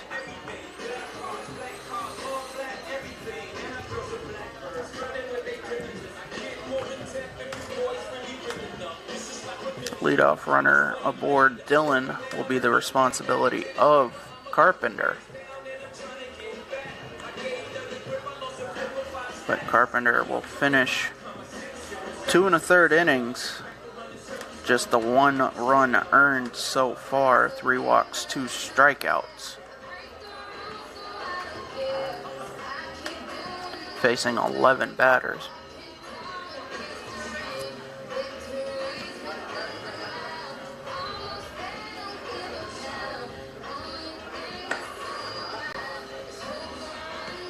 Mustangs will look to piece it together the rest of the way. Yeah, puts the pitching staff behind the 8 ball a little bit when the starter gets roughed up early. That was the case tonight. Craig Burnett going just 2/3 of an inning, facing the entire Seawolves lineup.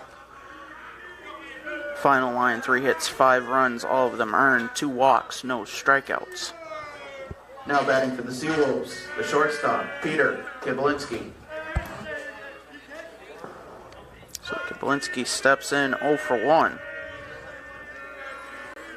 The first pitch from Madden is popped up into short right, but the second baseman, McWhinney, will back up. He'll make the catch. And there's 1 away.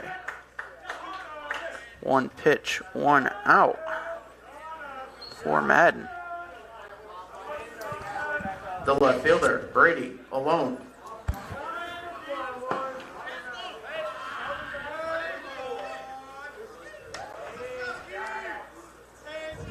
Alone steps in 1 for 2.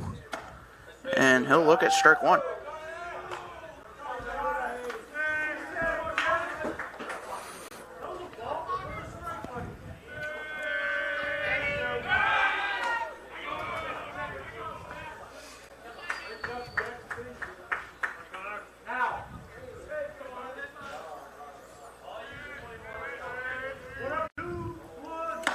0-1, swung on a miss, count 0-2.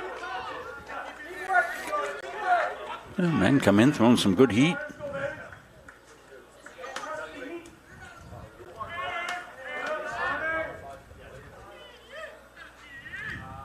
The 0-2 lined foul down the left field line.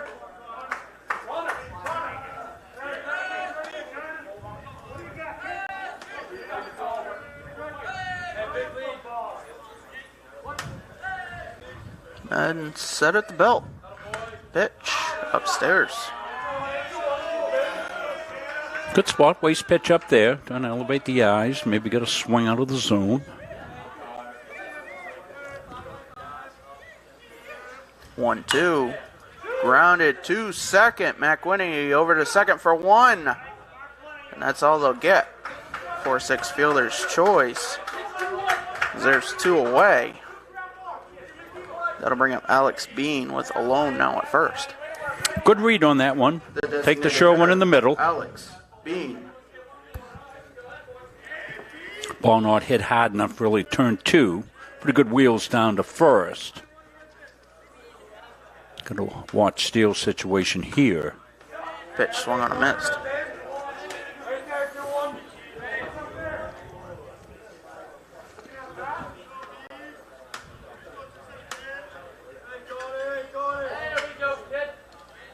And delivers.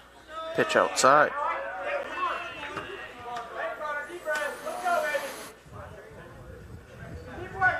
Good stop by Hubbard.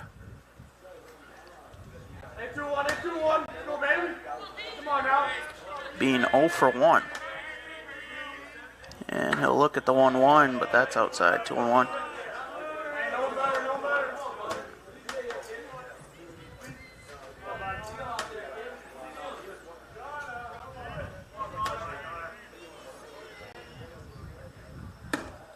One is low. Hitters count here 3-1.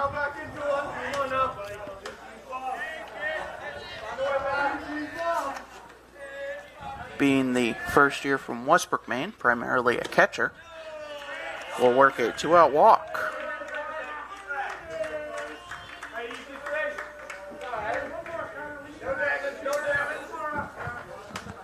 The catcher, Liam Coolidge.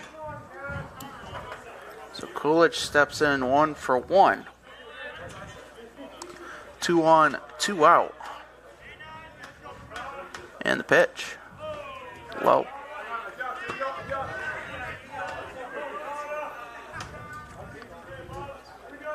Wyatt Knightley will lead it off for the Mustangs in the bottom of the inning.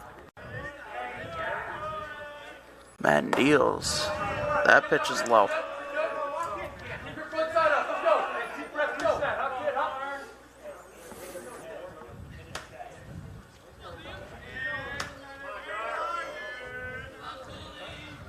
The 2-0 fouled back.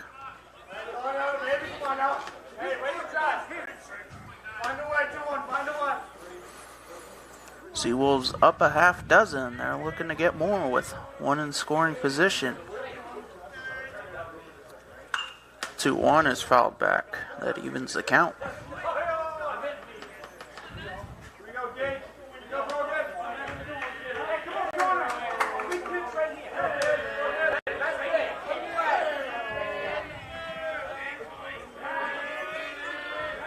And 2-2.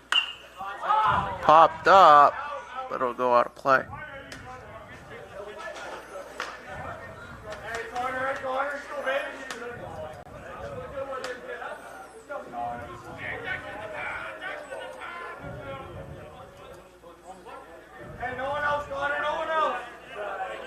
And the 2-2.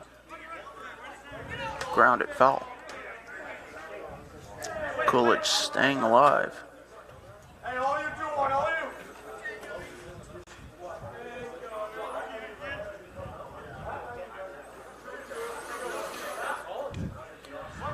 Two balls, 2 strikes, 2 outs, 2 runners on. And the pitch. Grounded up the middle. McWhinney with it over to first in time. And that will do it for the Seawolves. They strand 2 as we head to the bottom of the 4th. They're up 6.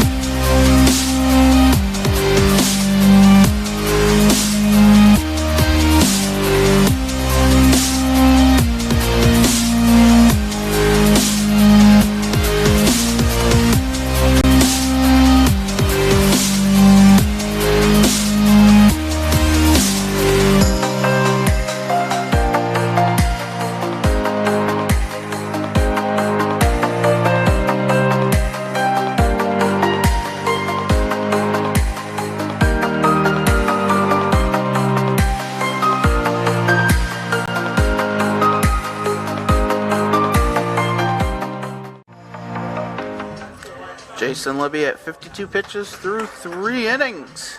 He'll face Wyatt Knightley, Colton Frisbee, and Gage Hubbard due up.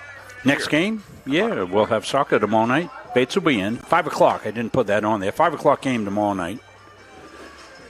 Remember, we'll also have the men's game. They're playing at UMA. You'll find that on the Central Maine Athletics Facebook page. That's an agreement that the ADs made with UMA and the Mustangs down here. Dave and Chris have both agreed anytime we do a cross game that they'll go on both pages. Leading off for the Mustangs, the third baseman, Wyatt Knightley. So Knightley steps in 0 for 1. Yep, wrong graphic, Rob. That was Brandon Gore, who's not playing tonight, but he was our player of the game last week. Last game, I should say. Count out 2-0. Actually, Brandon had great contributions in both those games. The game that we lost and then the game that we won. Pitch swung and a missed.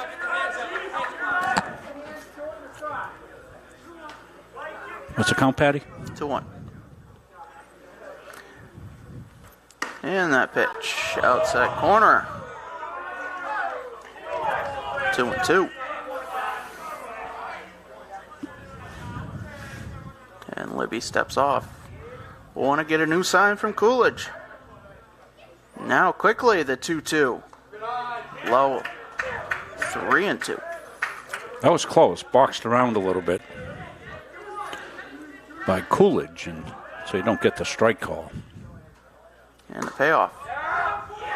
Just low. Leadoff walk to Knightley. That brings up Frisbee. The Mustangs The left fielder. getting to the point of the game, you want to get a couple. Keep this thing within reach. This will be a good inning to do it. We're playing 9 tonight. That helps the Mustangs as they try to come back. First pitch to Frisbee.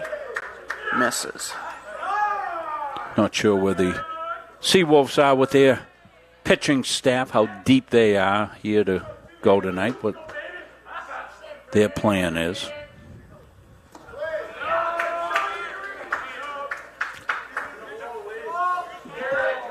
Pitch counts where, Patrick? He is now at 60. Yeah, so he's in good shape. 2-0 count to Frisbee. Knightley at first. And the pitch. Runner goes. Hit and run on. Frisbee fouls it back. 2-1. Mustangs trying to be aggressive.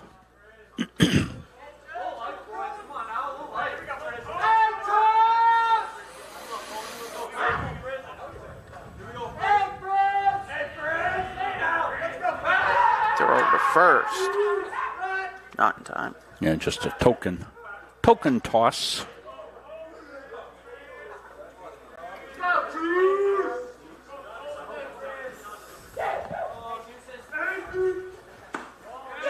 Two one misses 3-1.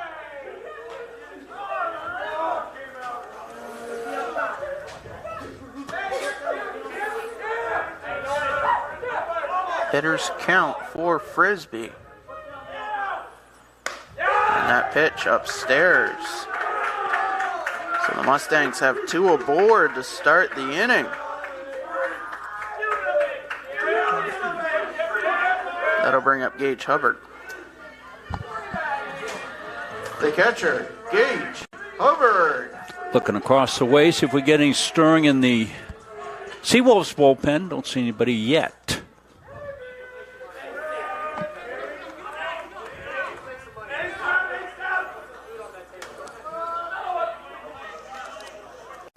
And pitch. In there, 0-1. Hubbard 1 for 1.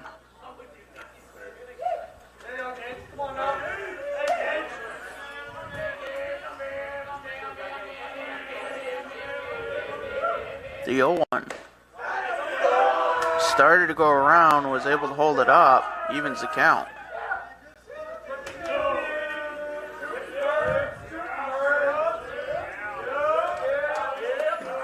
And the 1-1. Hits the corner, 1-2.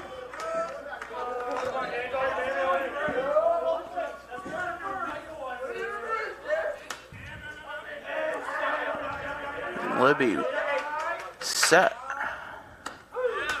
Off speed, called strike 3, and there's 1 away. Got him on a good breaking ball. The designated hitter, Trevor Phelps. Some late break on that one.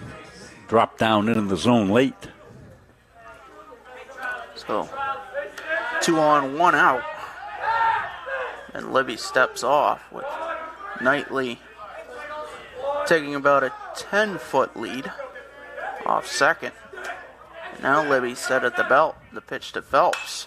Driven to right. And that's going to get way past Michelson. And it's gone! No. Bounced over. So it'll be a ground roll double. Yeah, it's way out there, Patrick. Andrew did a great job of zooming in on it. Folks at home clearly seeing it. Cost the Mustangs a run, Patrick, because this is going to be a stand-up triple. Look at it here. Phelps got into this one, got all of this. This is out of like every ballpark in America. Takes a turf hop up and over. Great job, Andrew, on the camera. Fantastic work. So the Mustangs get their first run on a mammoth double. And Brogan McCormick looks at ball 1. We'll get our scoreboard set as I was doing the replay. Is that pitch outside? 2-0. 2 in scoring position. McCormick 1 for 1. Phelps, the runner, at second. Frisbee at third. And the pitch. Low. Coolidge able to keep it there in the vicinity. That was a bomb by Phelps. My gosh. The fence. Somebody's going to be able to figure out how far that went, because with Andrew's great camera work here, you could see where it bounced, so you get an idea how far he hit that thing. The 3-0 is in there, 3-1. Little life downstairs. The fence for the baseball and softball end of the complex sitting up in the parking lot. 3-1 line foul.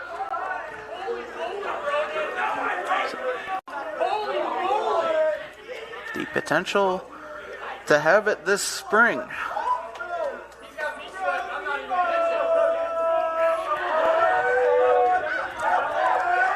The payoff. Low, and McCormick works a 1-out walk.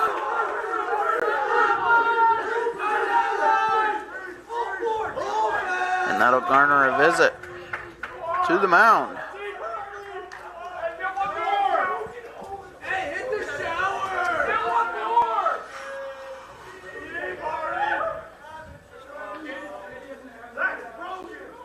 Bases loaded, 1 out. Mason Booker will step to the plate, 0 for 1.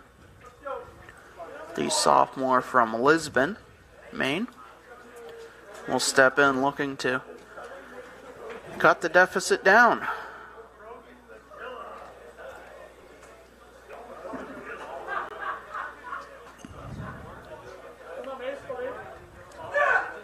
Libby sitting at 74 pitches. 22 this inning. The right fielder, Mason Booker.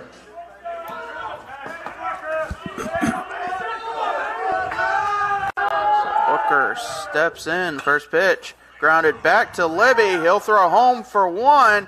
On to first. Not in time, so it'll be a 1-2 fielder's choice, negating the run.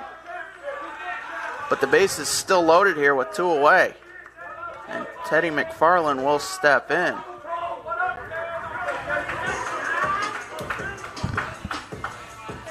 The center fielder, Teddy McFarland. And Coolidge kind of double clutched. Well, they had a shot at a double play. And McFarland will foul the first pitch off.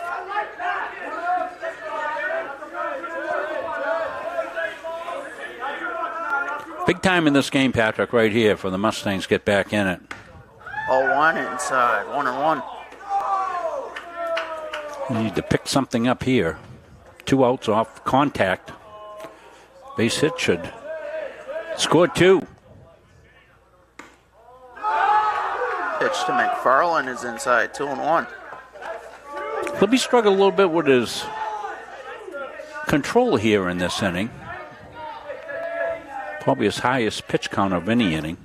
That pitch gets away from Coolidge, and everybody will move up 90 feet.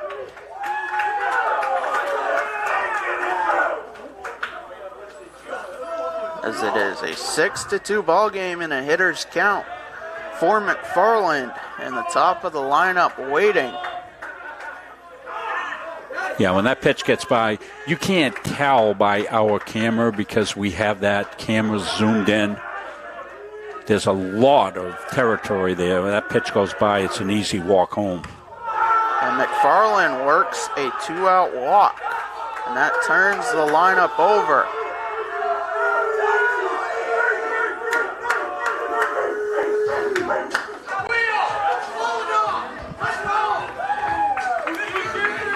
The shortstop, Hudson Burris.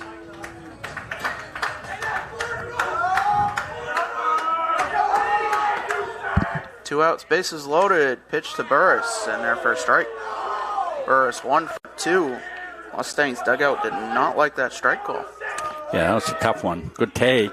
Not going to do much with it. That pitch driven to left, and that's going to be fair. McCormick scores. Booker scores. McFarland will stop at third. It's a 2-run double for Hudson Burris, and it's 6-4.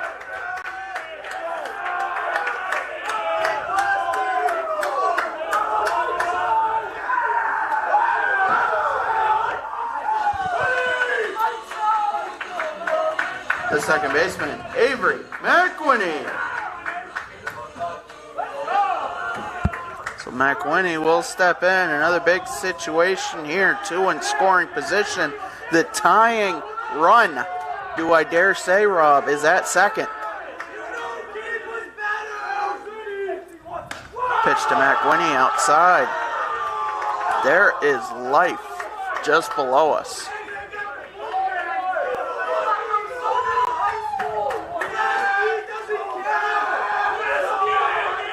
Libby from the stretch, set at the belt, the 1-0. Skips into Coolidge, 2-0, a good stop by Liam. Coolidge saved a run there.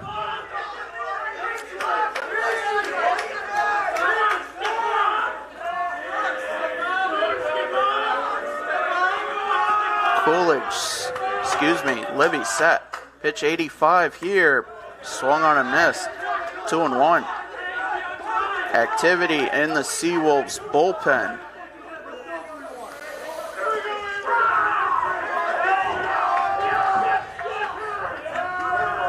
The 2-1 hits the bottom of the zone, 2-2. 2 balls, 2 strikes, 2 outs, 2 runners on, both in scoring position.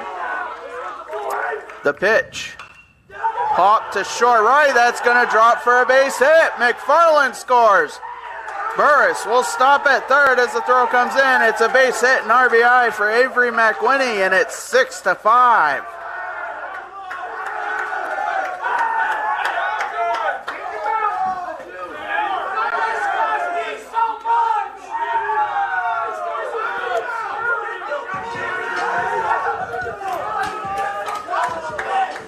The third baseman, Wyatt Knightley.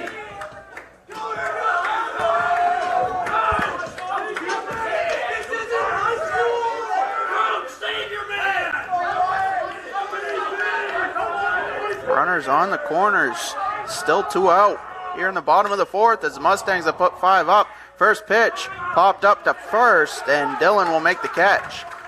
So the Mustangs claw their way back into this as we head to the fifth. It's 6-5. Well, the big bomb, and I think the hit that really got the Mustangs going was Phelps' drive to right field. And as we said, an absolute bomb here. Phelps' beautiful swing gets into it. Andrew does a great job of following it on the camera. Look where that ball hits. I mean, that thing's out of every ballpark in America. And Phelps only got the double, but the Mustangs really seemed to pick up the momentum with that one and able to score 5 runs to make this a 6-5 game.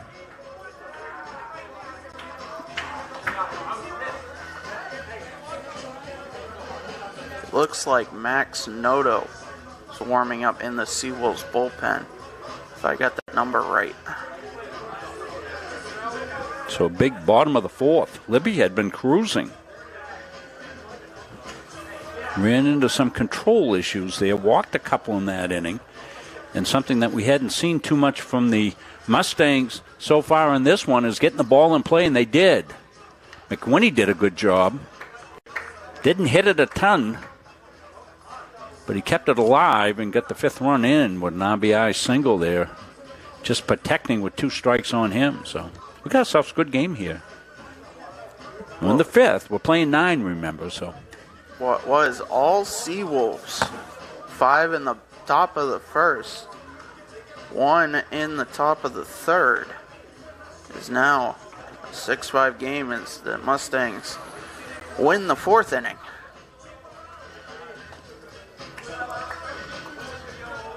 It'll be Orsini, Rowland, and Thurber at the bottom of the Seawolves lineup here in the top of the 5th.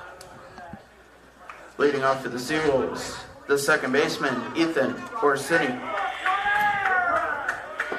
Orsini will step in 0 for 2.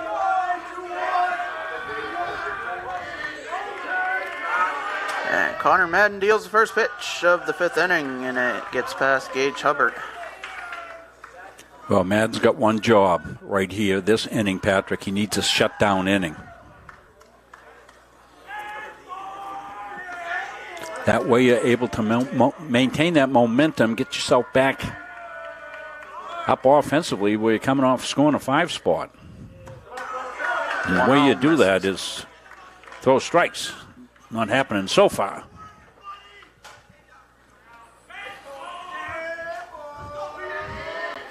The 2-0.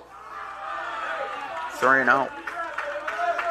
Everything has been low so far. It could be a case that Madden is overthrowing slightly or even underthrowing. As Orsini will call time.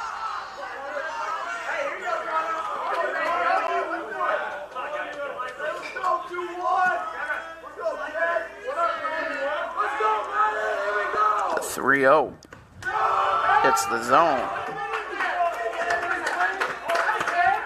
Not sure if we've got any. I think we've got somebody running down to the Mustang bullpen. Not able to see who that is, but somebody was stirring down there. Leadoff walk to Orsini. And Burris from short, quickly out to Madden. The center fielder, Adam Rowland.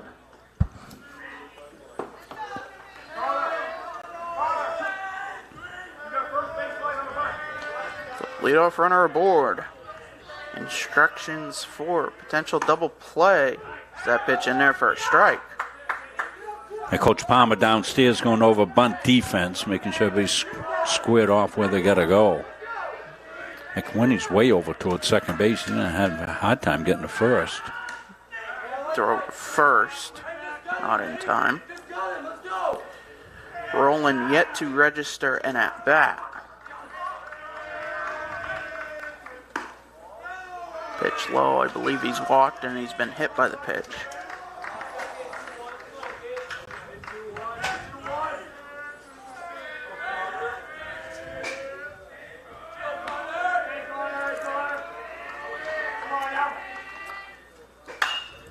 One driven to right center. It will not be caught.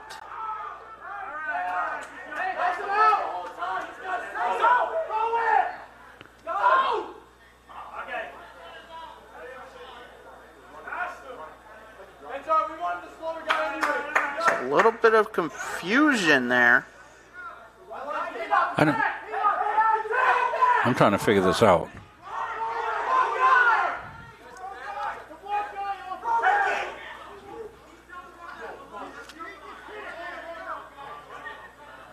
Get wide, Andrew, here so we can figure out what the heck is going on.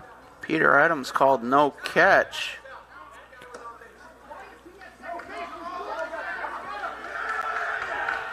And Coach Palmer's out to talk this over.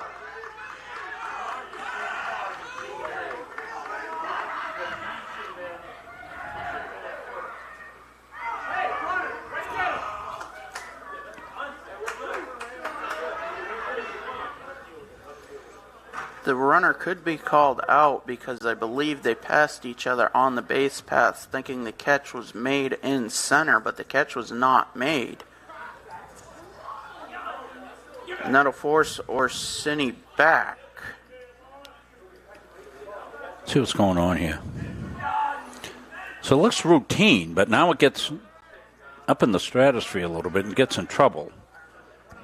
So I'm not seeing if we're seeing the runners. The third baseman, Ryan Thurber.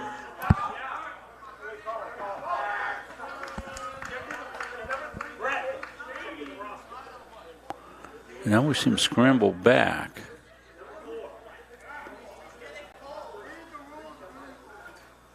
I believe we're going over as to which runner should be at first, and it should be the second baseman, Orsini.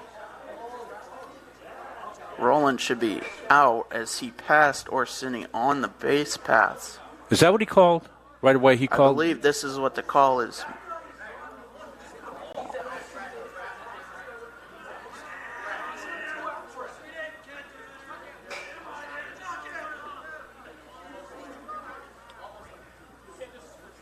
So Coach Ryan Palmer talking with home plate umpire Colin Henry. Assistant coach Brett Terrain talking with Peter Adams.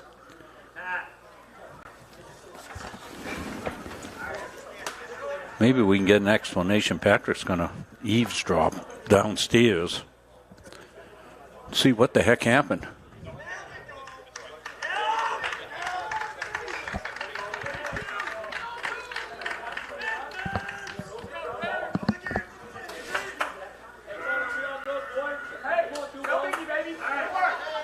So we got an out of that, correct?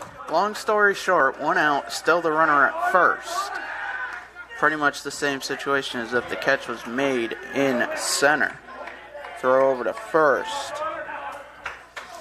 Not in time. Pitch to Thurber, hits the zone.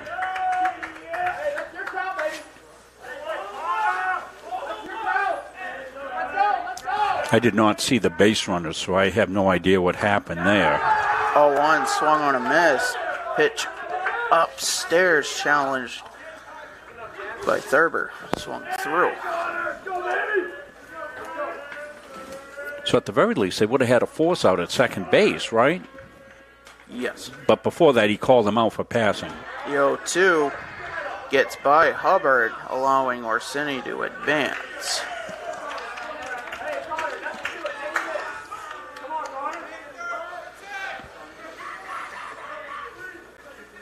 That was a strange play, Patrick. No question. I thought the catch was made in center. He didn't call it a catch and then, because it clearly wasn't a catch.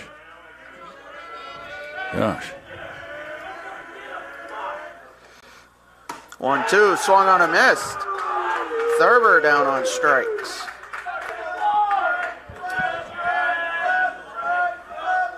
The right fielder, Dylan Michelson. Well, men once strained that runner at second, get the Mustangs back in. First pitch to Michelson. Driven foul.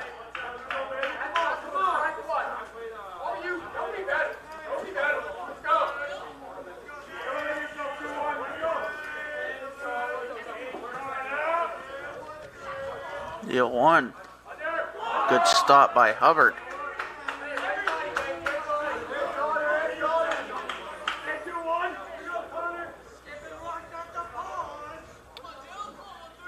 Spirited battle here in the top of the 5th. Yeah, it's been strange. 1-1 misses. 2-1. It was all Seawolves through 3.5.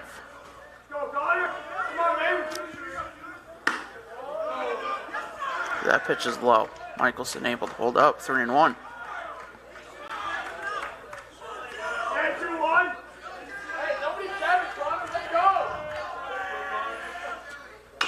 Pitch grounded to second. McWhinney will not be able to get the throw to first in time. It's an infield single.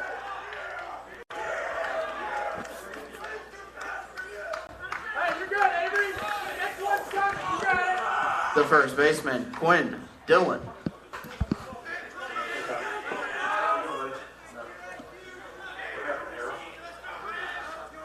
So runners on the corners, 2 away.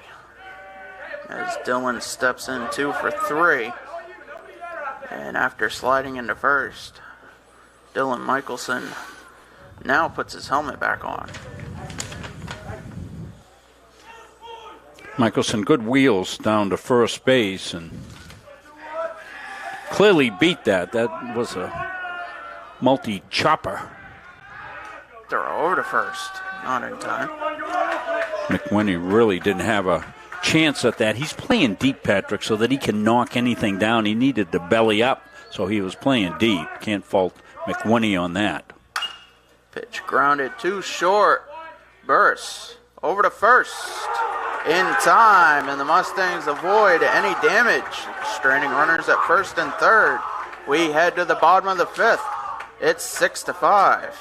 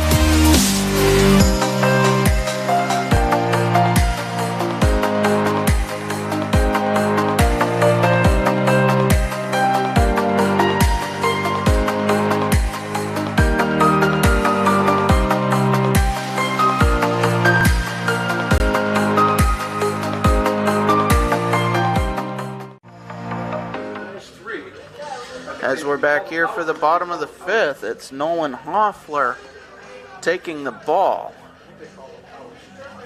Here, he'll make his 3rd appearance of the fall. In 2 innings, just 2 hits, he struck out 2.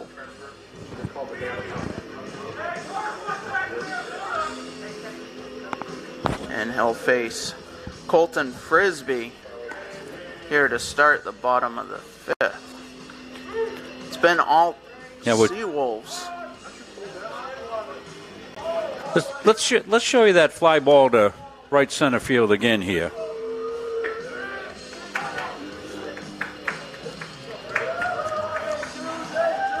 As the Mustangs will look to tie it up here in the bottom of the inning. So Leading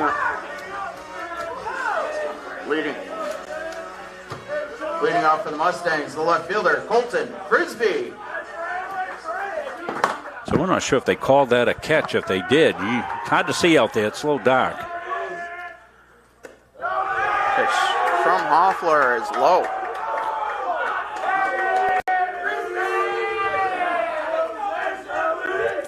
I think we're back normal. 1-0 to Frisbee, grounded too short. Kiblinski on the transfer will not be able to make the play. Yeah, I'm going to have a hard time getting him anyway. And the leadoff runner aboard for the Mustangs. As a matter of fact, the tying run. The catcher, Gage Hubbard.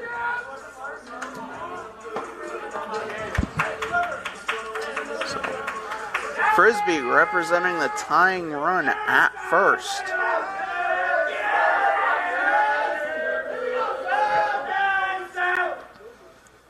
As he shows bunt, but that pitch misses. 1-0.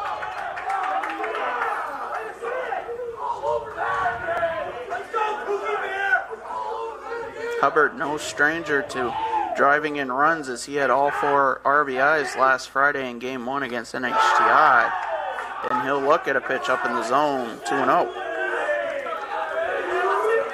We're going to be sitting dead right here.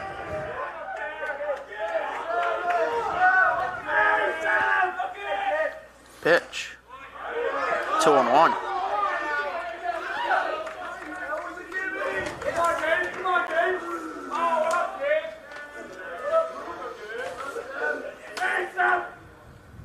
The offer as Hubbard shows bunt. Back to Hoffler. He'll throw to first in time. And Frisbee will head to second on the sacrifice. A small ball by the Mustangs, well executed.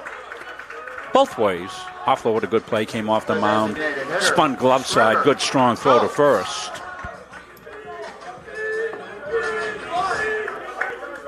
So Phelps will step in, runner in scoring position, 1 away.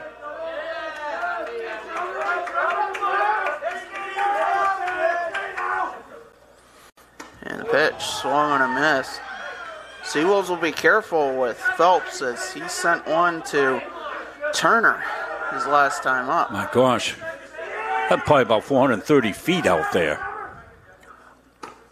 1-0-1. He's in there 0-2. Yeah, they kind of keep the ball inside to Trevor so he didn't get those arms extended like he did. You saw that beautiful swing he had that last time at bat. The 0-2 gets away from Coolidge. And Frisbee advances to third on the wild pitch as the tying run is now 90 feet away.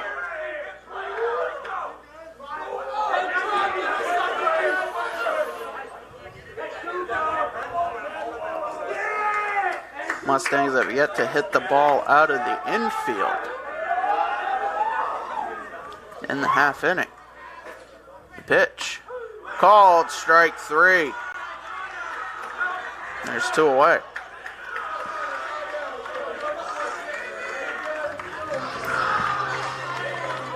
The first baseman, Brogan McCormick.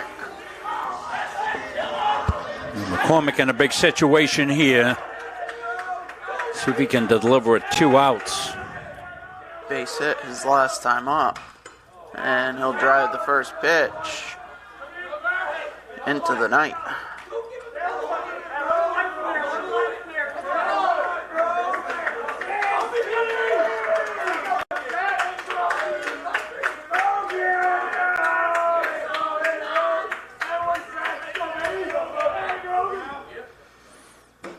Hoffler with a off-speed pitch. Missing 1-1. Just didn't get into the zone enough.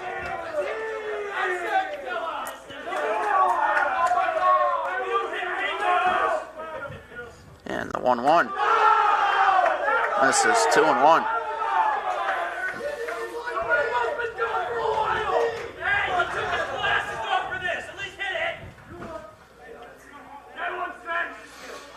Two-one count, 2 outs. Tying run at third. Hoffler set at the belt. The pitch. Off speed, misses 3-1.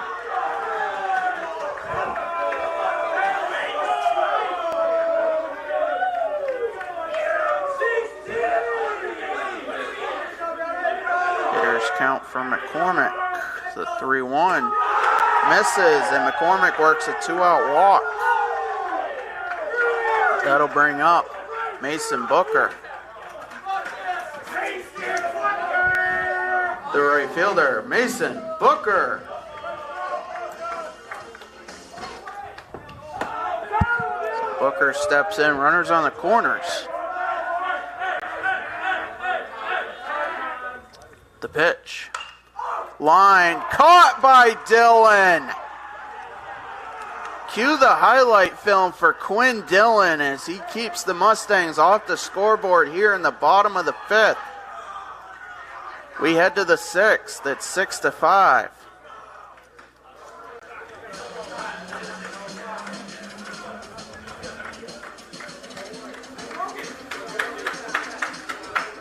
Take a look at this gem of a play right here. Good contact, going the right side, off the bat, and just a great reaction. Holding the runner on, takes those couple of steps, and he ought to be excited about that. That's a heck of a play down there at first base. Mustangs had the tying run just 90 feet away. Colton Frisbee not able to score. Dillon, the freshman out of Gorham. Saving a run there for sure, Patrick. Maybe extra bases. What a play. Connor Madden will start his 3rd inning of relief at 36 pitches. Able to hold the Seawolves so far. He'll start with Peter Kiblinski, the 3rd hitter in the Seawolves lineup.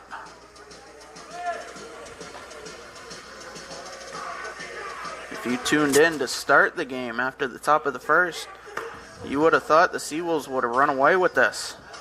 Not so fast, says the Mustangs. And it's 6-5. Kiplinski will step in 0 for 2.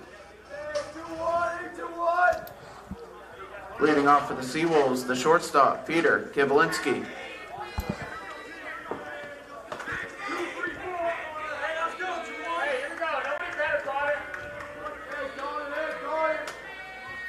And the first pitch of the 6th inning. Hits the zone, 0-1.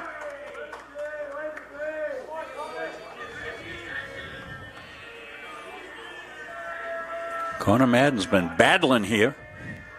He'll kick and fire. That pitch swung on and missed. Changeup. Getting a little more confident every single inning, I think, Patrick.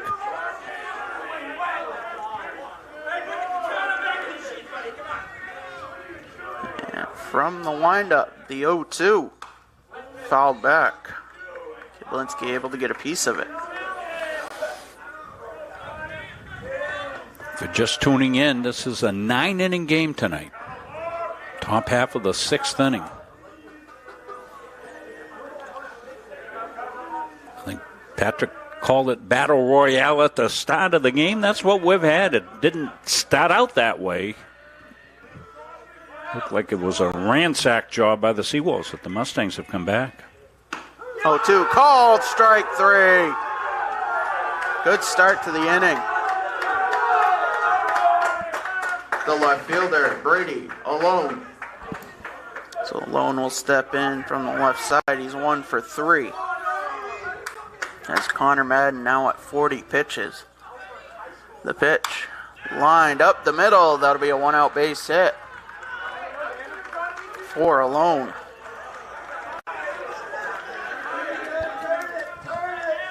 the designated hitter, Alex Bean. Though not trying to do too much with that, stayed right on it. Head down, nice swing right up the middle.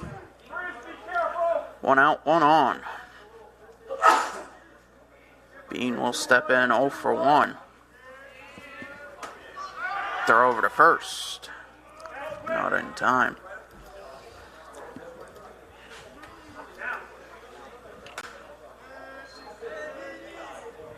And the pitch driven to right. That'll stay up enough, but actually it'll drop in front of Booker, and it'll be back-to-back base hits for the Seawolves. Yeah, good approach at the plate by the Seawolves here in this inning. Not trying to do too much. Making contact, put it in play, find a hole. Now they've got something going. Coolidge.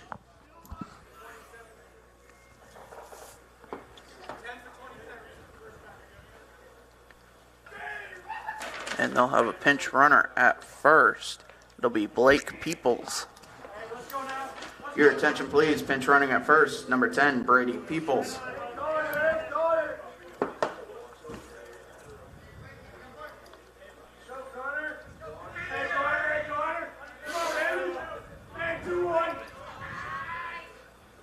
Pitch to Coolidge. In there, 0-1. Coolidge 1 for 2. Double play depth there for the Mustangs. Pitch low, gets away from Hubbard, and the runners will move up 90 feet.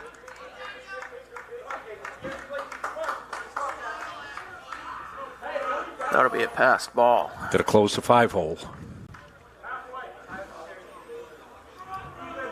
So 2 now in scoring position for the Seawolves.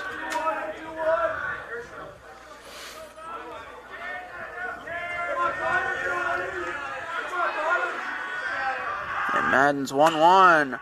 Lined over McWinney into short right. As Alone will score. The throw home gets away from Hubbard, and 2 runs score. As that gets by Hubbard, Coolidge will slide all the way into third.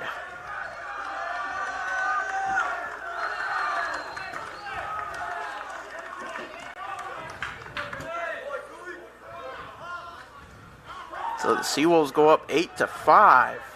They have another runner just 90 feet away. The second baseman, Ethan Orsini. So Orsini will step in 0 for 2.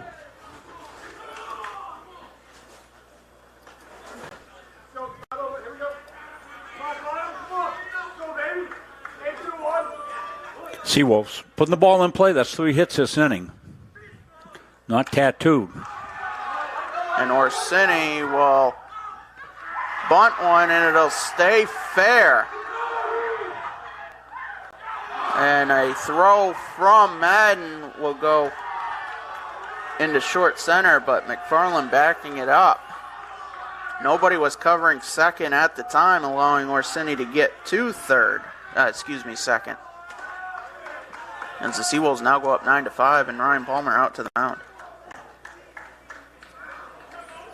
Not sure if that was suicide or a safety squeeze. Couldn't tell if the runner was coming down the line, but nonetheless a squeeze. I think it was a safety squeeze. Good bunt down the first baseline. It's going to score the run. Not much the Mustangs could do there. They were hoping that it would roll foul. The problem is on turf. Where the ball starts, it usually finishes because it's just there's no slope like there is on a grass field, Patrick. So it just doesn't slope off to the side a little bit. So it just hugged right on that line, stayed right down there. It's it's like on a pool table. You take the cue ball and you roll it straight, and it stays straight. The center fielder, Adam Rowland. No slope, no pebbles, no rocks. That's All right. turf. Nothing. Yep. So it stays pretty clean. Hoping for a gust of wind or something.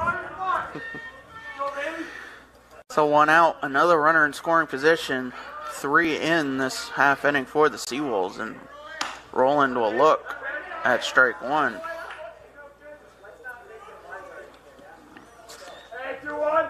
Adam, the first year from Okotoks, Alberta, Canada. Look at a pitch low, 1-1.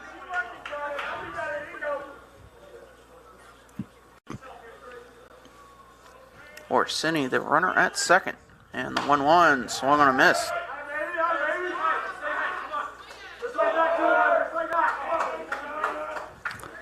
Sorry, folks, I got our scoreboard right now.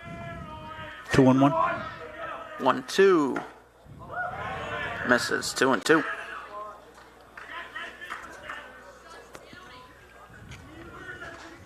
Still one out. And the pitch swung on a miss. Big strikeout for Madden. I tied him up inside at the swing and strike. The third baseman, Ryan Thurber. Thurber will step in 0 for 1. He struck out his last time up. 2 outs, just the runner at second. Pitched low. Madden now at 52 pitches.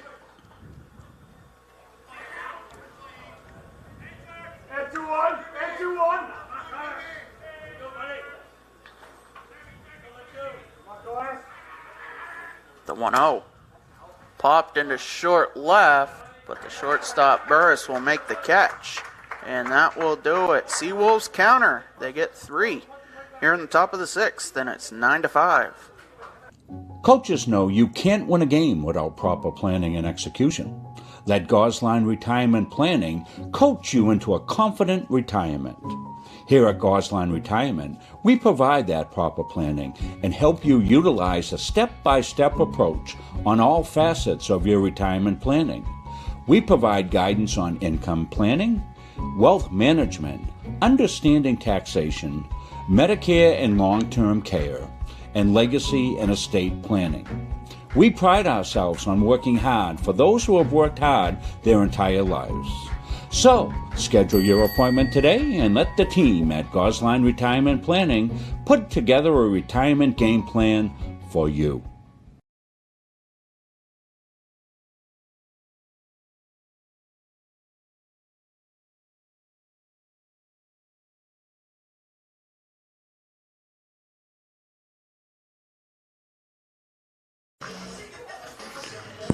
Well, we're playing baseball, but Patrick and I and Dave were talking hockey as we get set to do that schedule. That'll be an exciting season. Again, what a season they had last year in hockey. And first year eligible for the playoffs, went to the playoffs, had an outstanding season. A lot of those guys back. I just looked at the roster the other day, Patrick. Going to be some excitement over there at Norway Savings Bank Arena. Not to mention the new additions. Some notable names. One name, Jason Melanson. He'll be exceptional.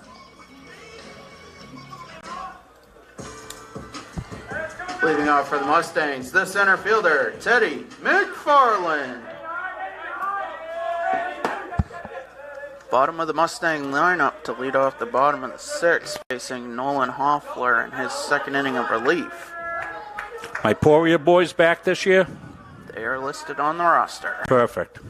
The 0-1. That pitch in there, 0-2. McFarland 0 for 1.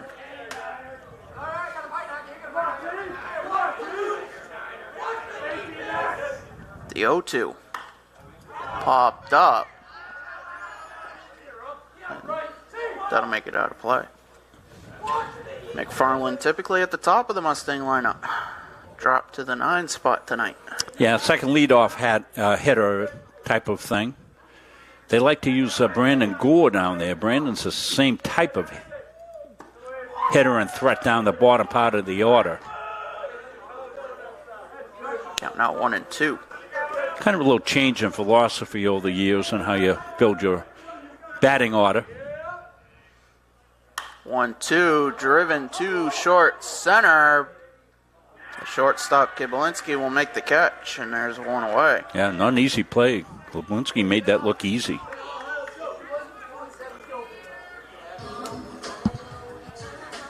The shortstop, Hudson Burris. Burris will step in as the Mustang lineup turns over. Here, 1 out in the bottom of the 6th. And the pitch, low. Burris starting the game at second, moving over to short to take over for Lee Robertson. The 1-0 hits the corner 1-1. September has flown, Patrick. It's tomorrow, September 20th. Yeah, where is September going? Wow. Wet and wild. The 1-1 misses 2-1. That is an accurate description if I've ever heard one. Busy end of the week for us as well. 2-1, swung on a miss. We'll be here Friday night for baseball. We told you about soccer tomorrow.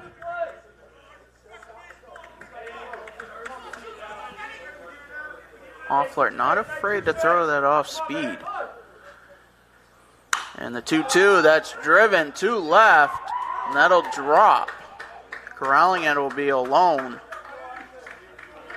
And Burris has a one-out base hit. I didn't want to take a chance getting thrown out at second. Got a bunch of runs you got to get. Be smart. The second baseman, Avery McWhinney.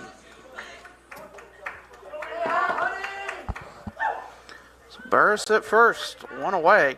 McWhinney steps in 1 for 2. Throw over to first. Not in time. Got to be careful with the lefty Hoffler on the mound.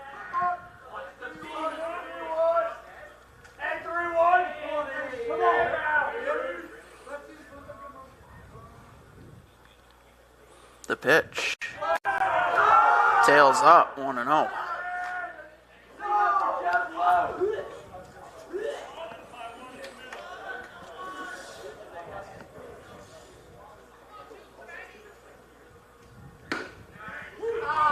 Hits the zone, 1-1.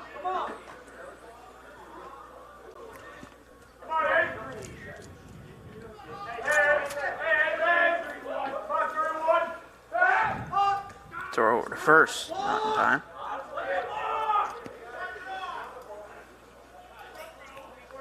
You can kind of read the leg kick a little bit. When he goes up and hangs that leg, he's coming to first base. When he comes to the plate, he's almost got a slide step. Another throw over, not in time. Distinct difference between lefties and righties on the mound. Yeah, they throw with different arms, Patrick. That's what I've noticed. The 1-1 outside, 2-1. I couldn't resist it. I know exactly what you meant. You were talking about the moves to first base. Lefties, huge advantage. The 2-1. 3-1. McWhinney with the advantage. We got a 9-5 lead. Got a runner at first base. He means nothing. You really just focus on the batter. That changeup fools McWhinney, count 3-2. That's what he did there. Didn't even look at the runner at first base. That guy wants to go. He means nothing. So.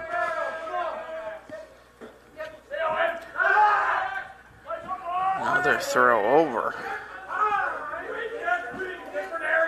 Quindellin corrals that. 1 out, 1 on, full count. The payoff. Fouled back. And it's caught by the catcher Coolidge, and there's 2 away.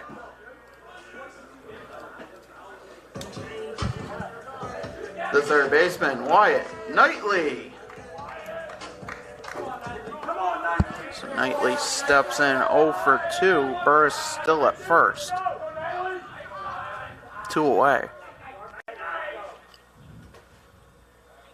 The pitch upstairs. Wyatt came on pregame. Well brought up. Yes, sir. No, sir. Called you sir, Patrick. Now I'm scared. 1-0, swung on a miss. Count 1-1. Great respect. No, we love talking to these kids here with these interviews that we do, and they're so well spoken. Great kids. Playing for all the right reasons. Runner goes, pitch, misses. The throw will be into center, and Burris will head for third as Roland still a few steps out. So that's a stolen base and an E2 and the count 2-1.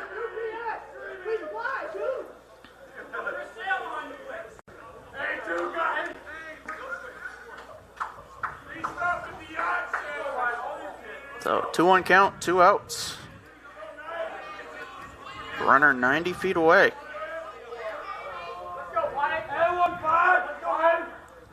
And the pitch. Popped up. Second baseman Orsini, still in the infield, will make the catch. And that will do it for the Mustangs. We head to the 7th. It's 9-5. Have you heard about free college? It's free. It's free. It's free. Recent high school graduates from the classes of 2020, 21, 22, and 23 can attend CMCC for free. The free college scholarship pays 2 years of tuition and mandatory fees. No income or age limits. What are you waiting for? It's free. Leaving CM with no debt is going to set me up for my future. Visit cmcc.edu/free for details. And we're back here for the top of the 7th. Mustangs have a new pitcher on the mound. And it will be Trevor Phelps. Taking the ball here. He was the designated hitter. He'll now slot in. Bates will be in tomorrow. They'll take the little jaunt over. And they'll take on the women in soccer. So Mustangs will proverbially lose the DH. As Phelps still batting in the 6th spot. So that's a 5 o'clock kickoff for women's soccer. We'll kick off an hour earlier up in Augusta where the UMaine men will host the Mustangs. Now pitching for the Mustangs, number 11, Trevor Phelps. We'll have both those games for you. And they'll both be right up on the Facebook page.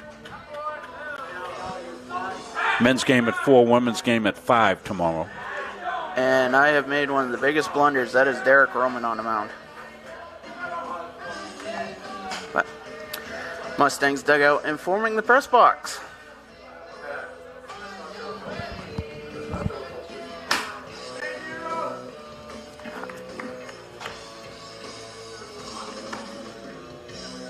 So Trevor Phelps will remain the DH, and Derek Roman getting his second appearance of the fall.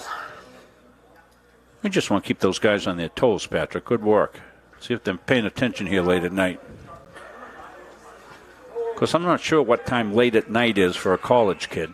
Leading off for the Seawolves, the right fielder, Dylan Michelson. Well, this is working hours for me, so.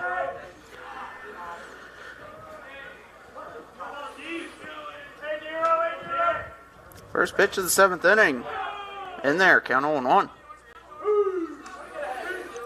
Well, the pitching staff was called upon early and often here in this one. 0-1. Popped out of play.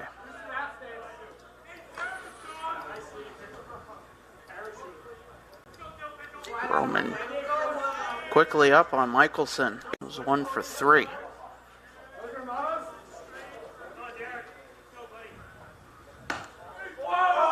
Oh, 2 misses 1 and 2.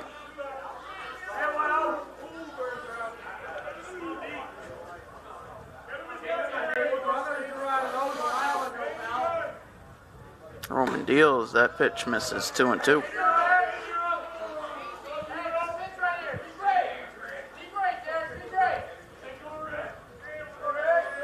Next baseball action, doubleheader action Friday night.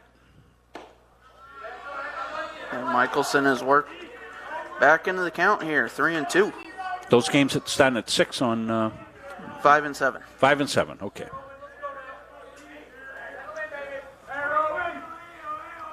Pre-game 4:45. The payoff.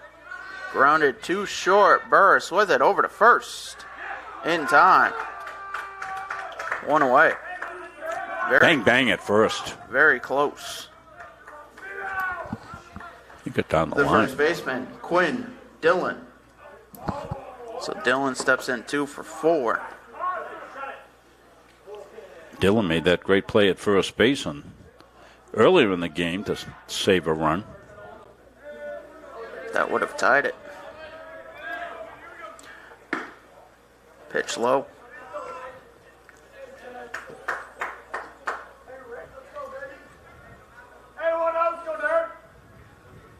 Roman from the stretch, the 1-0. Fouled back.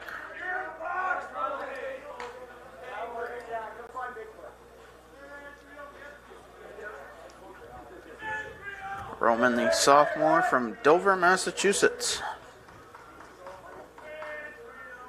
will deal the 1-1. Skips in, 2-1.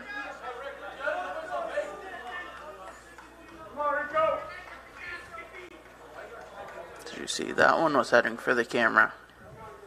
Coming right into your living room.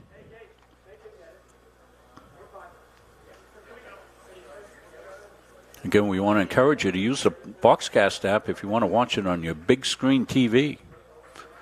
Whatever your streaming device is, go to their app store, look for Boxcast. Once you find Boxcast, search Munzing Media. 2-1, hits the bottom of the zone, 2-2.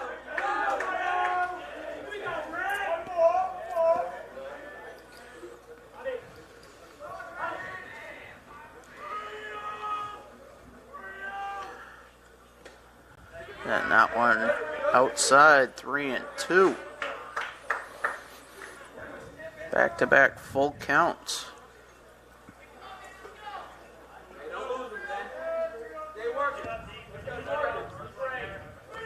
And the payoff. Line down the right field line, but foul. As the Mustangs take a collective breath.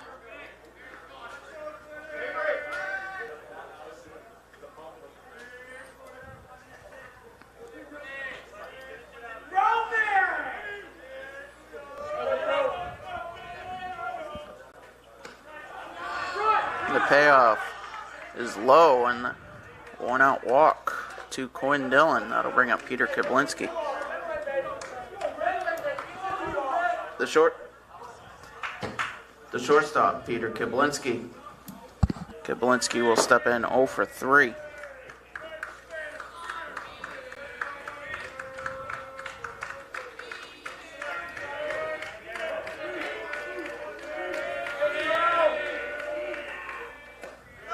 And the pitch gets away from Hubbard. It allows Dillon to go to second.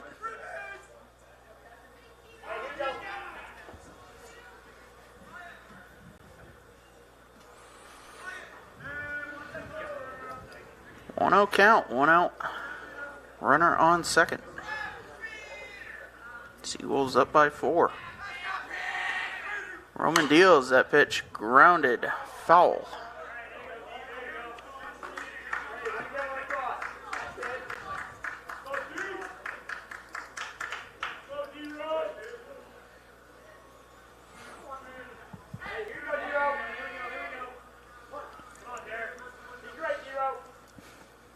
The 1-1.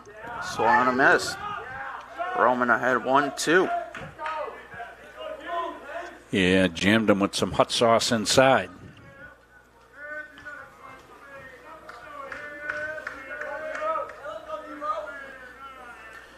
And the pitch. Swing and a miss. Big strikeout for Roman. There's 2 away.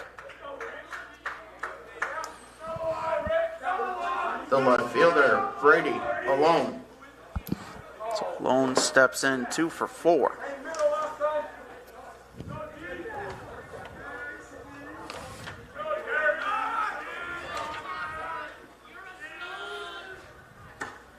The pitch in there, 0-1.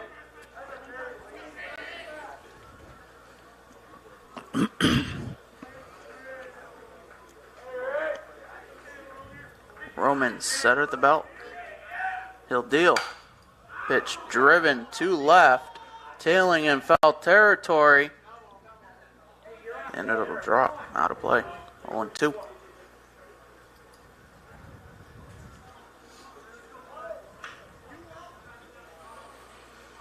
Hubbard and Roman exchanging a quick word.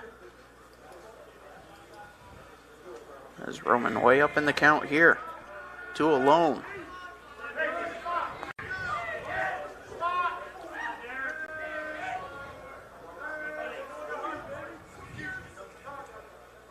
And Roman will step off.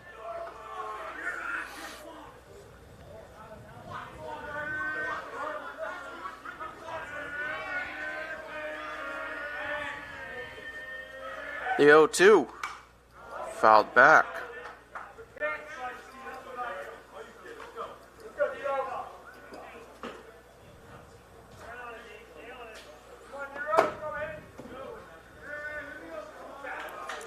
Two strikes, 2 outs. Runner at second.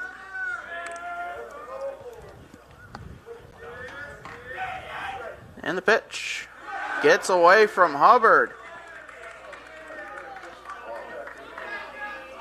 And Dillon now 90 feet away.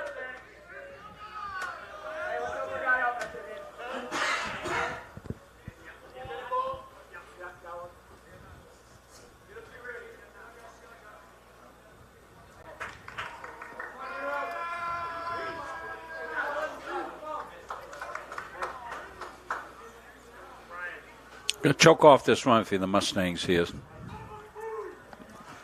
Derek Roman will get a new baseball.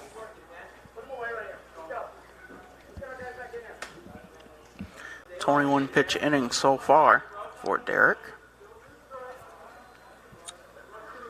As he'll look in and get the sign from Hubbard. And the 1-2. Line to left center. That'll be a base hit. Scoring is Dillon. It's a base hit and RBI for Brady alone, and the Seawolves go up 10-5.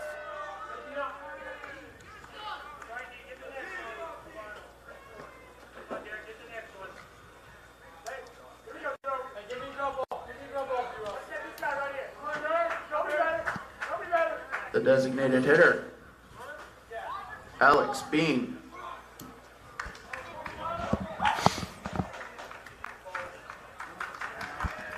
As we'll also have a pinch runner at first. Bean will re-enter as the DH.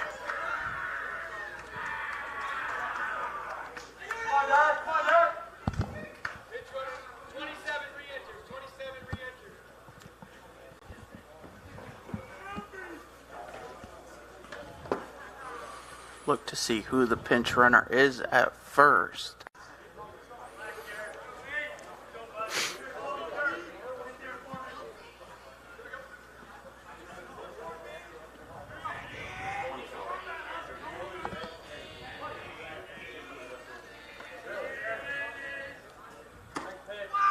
Pitch to Bean, hits the inside corner as Bean was getting out of the way.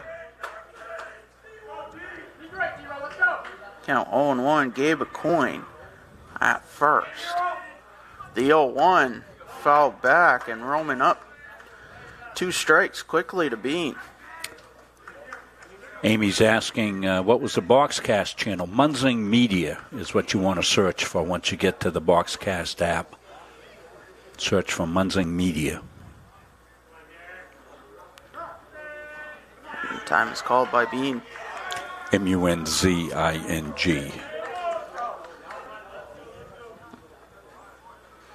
2 strikes, 2 outs. Runner at first, 1 in. Let me know if that works for you, Amy. The 0-2 skips in, gets away from Hubbard. And a coin goes to second. Now he's looking at third. On the wild pitch, the throw will not be in time. It's a 2-base wild pitch. And the Seawolves have another run 90 feet away. Oh, we told you a lot of space back there.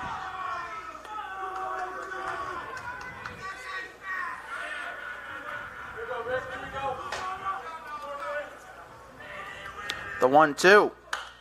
Driven to left center, but McFarland will make the catch in center field, and that will do it for the Seawolves. They get another run as we head to the 7th inning stretch. It's 10-5.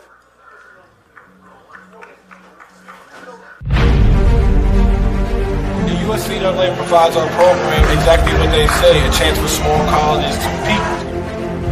Leveling the playing field for everybody.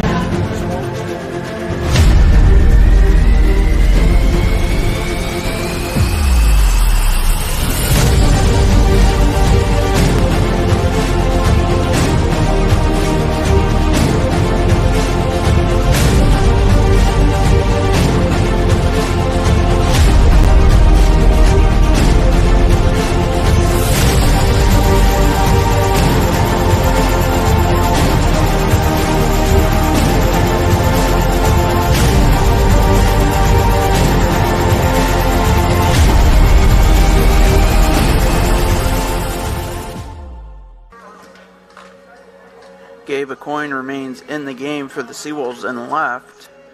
Nolan Hoffler will start his third inning of relief. He'll face Colton Frisbee to start the bottom of the seventh, as the Seawolves have built their lead up now to 10-5. Acoin he's a Morris High School graduate. I'm not even looking at my roster, but I've done games with Gabe for the last couple of years, playing against Gardner in various sports. The sophomore, a two-sport athlete. Yep. Here at Southern Maine Community College. Baseball and basketball. Right. I did a lot of his high school games in both those sports.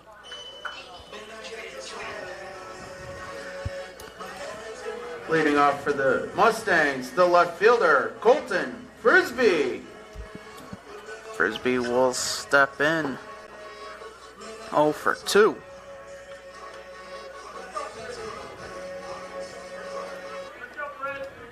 Be followed up by Gage Hubbard and Trevor Phelps. A little Mustang magic.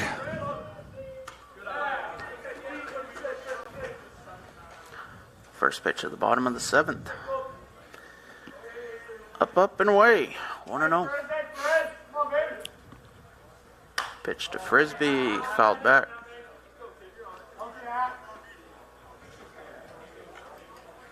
Acoin listed as a pitcher. Getting some time in the outfield.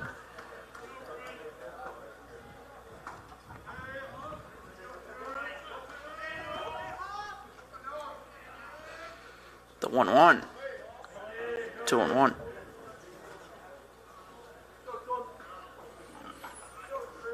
Playing 9 tonight, folks. If you just came in and said, oh, it's the 7th inning. Yeah, we're going to play 9. 2-1 misses. 3-1. We had a little rain to start the game. Before the game started, I should say, as we were getting set up. We didn't know if we could use our backstop camera. 3-1 hits him.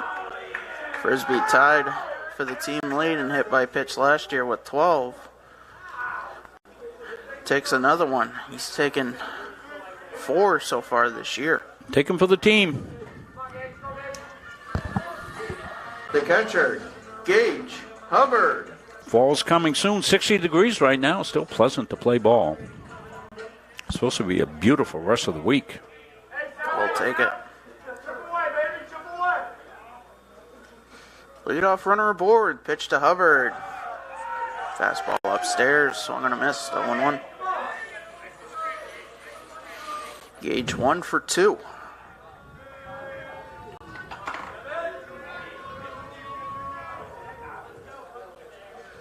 The 0-1. Foul tipped into the mid of Coolidge.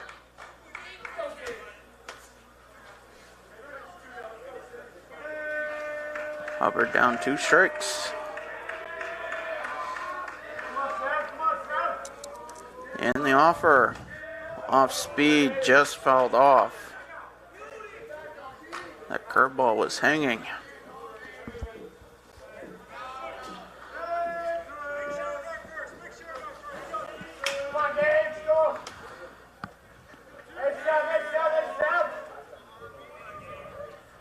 The 0-2.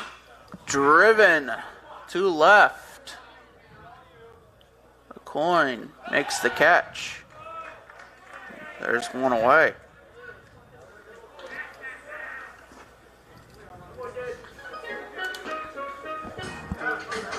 The designated hitter, Trevor Phelps.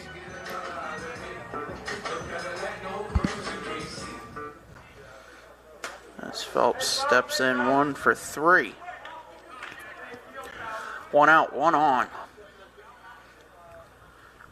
The pitch. Fouled back.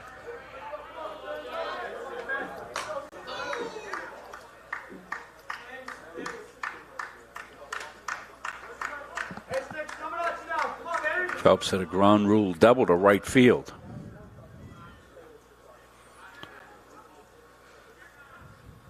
Oh, 1. Good stop by Coolidge. But the throw to second as Frisbee was off will be in time. There's 2 away.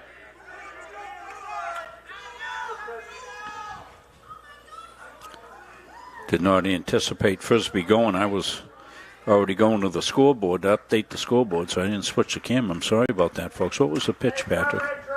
Ball, 1-1. And Phelps looks at strike 2.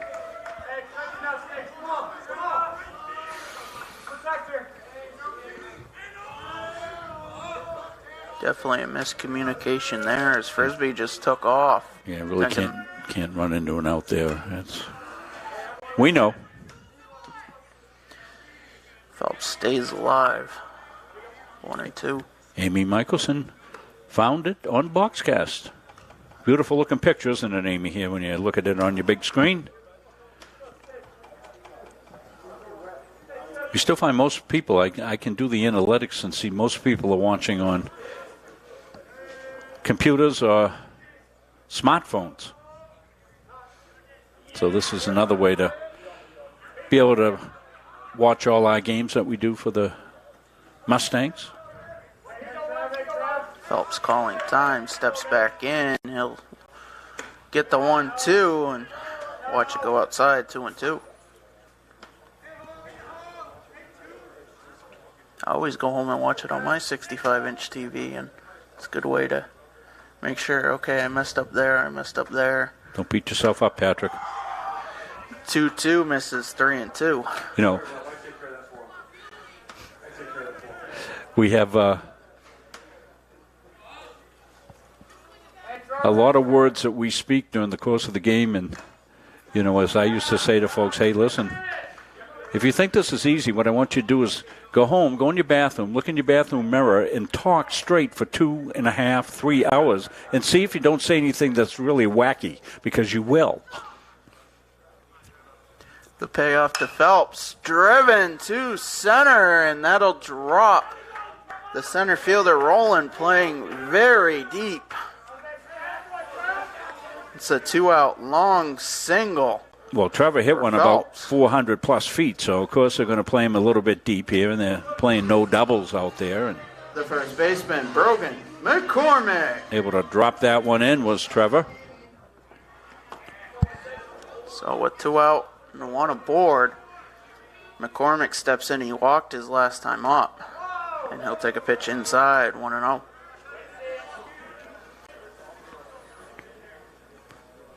Really got to tell yourself, you know, when you're a base runner in a situation like this, when you, of course, 2 outs, a little different now, but you almost got to take it station to station when you're behind, because you can't risk running into an out, taking yourself out of an inning. But those are kinds of things you got to learn. McCormick taking back-to-back pitches inside. Sometimes, as you like to say, Patrick, discretion being the better part of valor. As that one gets through Coolidge, and Phelps will go to second and a 3-0 count for McCormick. Phelps advancing on the pass ball as that went through the 5-hole of Coolidge.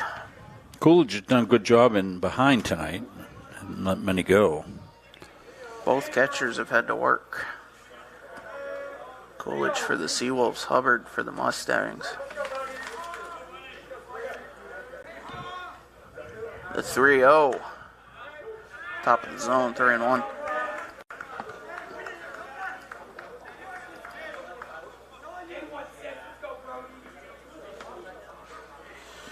And the 3-1 to McCormick.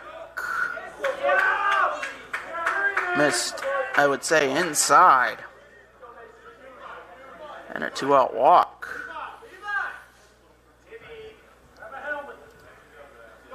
Got a couple of ducks on the pond here. I'd like to get a couple of these guys in here with 2 outs. The right fielder, Mason Booker.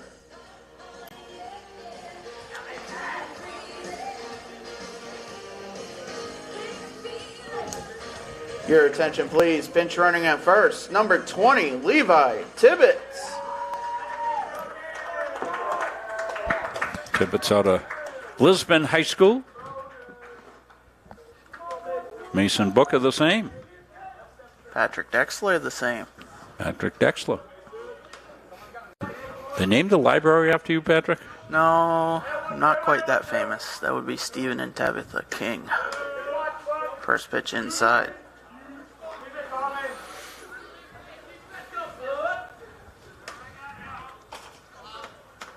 Stephen King, an avid baseball fan himself. Yes, he is. Pitch upstairs, 2-0. Seen often sitting at Fenway Park with a book.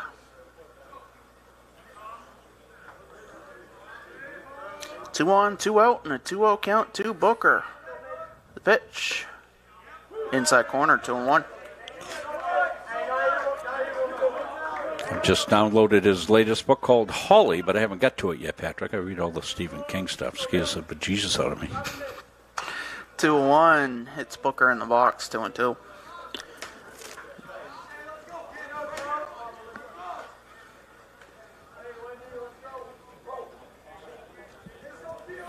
Wish Stephen King would use some of the book money I've spent over the years on him, buy the Boston Red Sox. As you said, he is an avid baseball fan. 2-2 called, strike 3. Hits the inside corner, and Booker down on strikes. We head to the 8th. Seawolves up 10-5.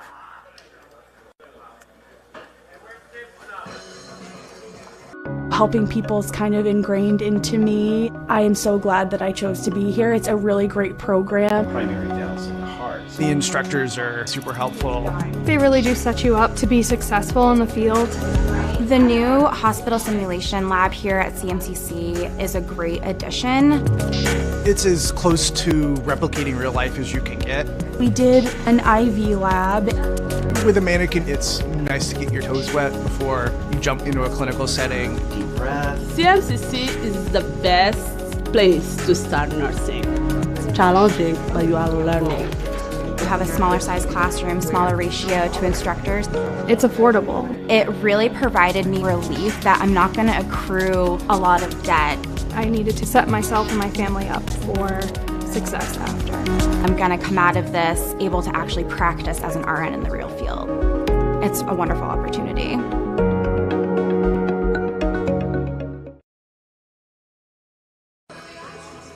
As we're back here for the top of the 8th, Caleb Thompson now behind the plate. We'll make the award for the Edge Nutrition Player of the Game. On Sunday, it was Brandon Gore. Outstanding defensively, timely hitting. Scored the winning run in the second game. Walked, stole second, stole third, came home on a wild pitch. Ryan Stone will enter for Colton Frisbee in left. Levi Tibbetts stays into the game at first.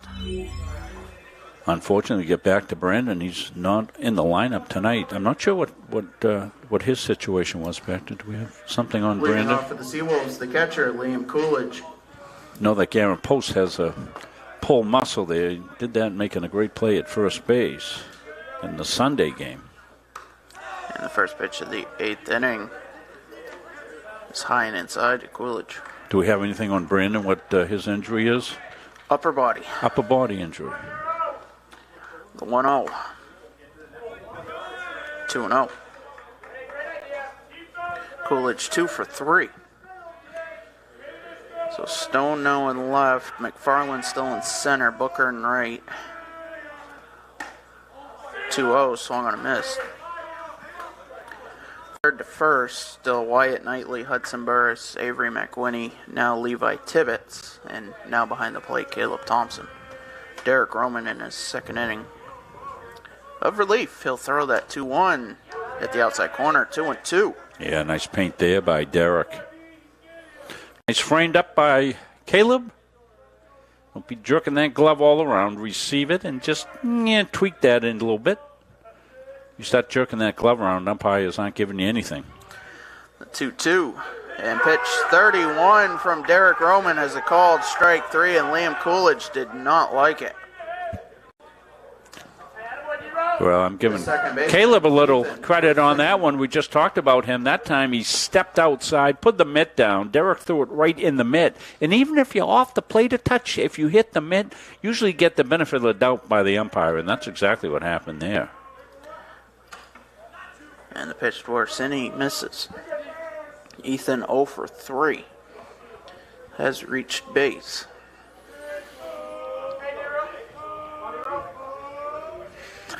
"1-0. Misses 2-0. Orsini part of the play that resulted in a runner stepping over a runner.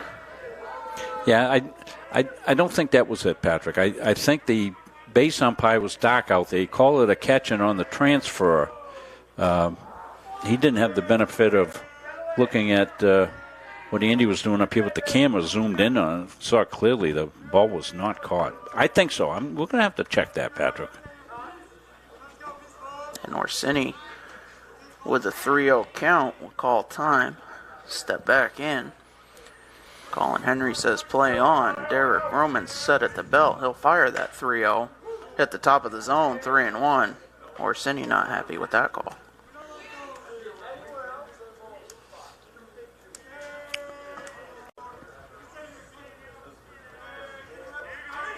Hitters count. The pitch swung on a missed. 3-2. And day late dollar shot on that swing is a little extra credit on that fastball by Derek. Orsini now with the full count steps into the upper part of the batter's box, and now he'll call. Roman will step off. Roman using the stretch, Patrick. You with nobody on. The payoff. Fouled back.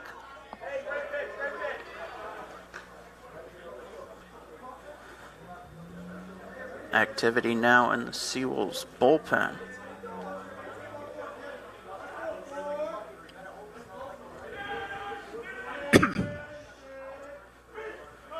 The 3-2. Off speed, misses. Just a little outside the strike zone. He tried the corner and missed. The center fielder, Adam Rowland. So Rowland steps in 0 for 2. Orsini at first. 1 out. I think the ball might have got a little moisture on it there because that thing wasn't even the same time zone. It spinned when it should have spun. Pitch misses 1-0. Happens.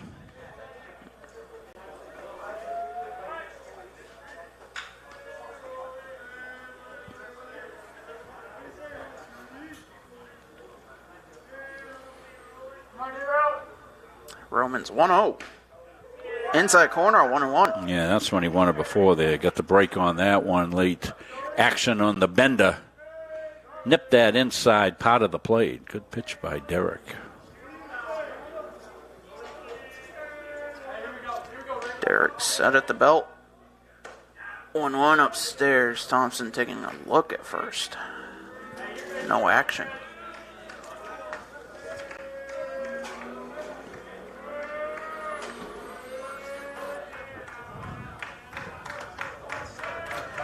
Two-one. Off speed, hits that inside corner again. 2-2. Well, almost identical to the earlier pitch at this at-bat. Late breaking action there. Knee buckler hits the inside corner.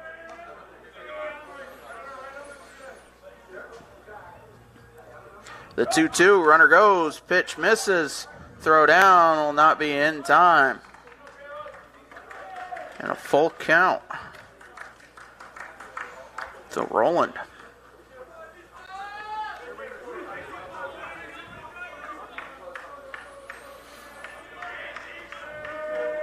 That ball didn't take a good turf hop. Kind of skidded. A little moisture on the field probably. Payoff. Called strike 3, and Rowland did not like that. There's 2 away. Well, 3 identical curveballs, all coming in, nipping the inside corner. Thurber steps in 0 for 2 from the 9 spot. Runner at second, 2 away. Roman deals. And he's got that spot dialed in, 0-1.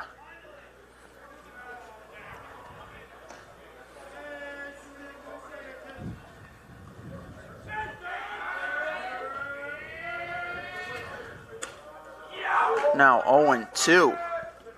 Well, that one more conventional on the outside corner on the breaking ball.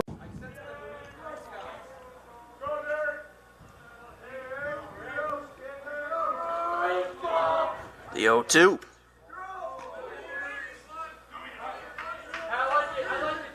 One and two was Thurber able to check his swing. That was a good pitch, just missed. Out of the zone, but a tease.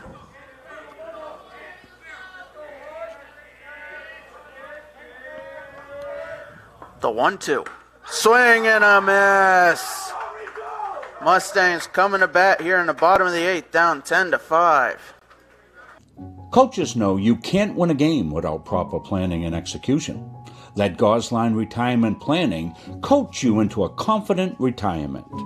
Here at Gosline Retirement, we provide that proper planning and help you utilize a step-by-step approach on all facets of your retirement planning.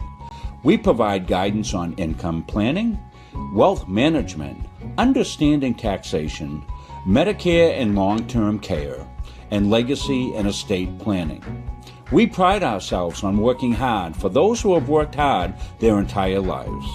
So, schedule your appointment today and let the team at Gosline Retirement Planning put together a retirement game plan for you.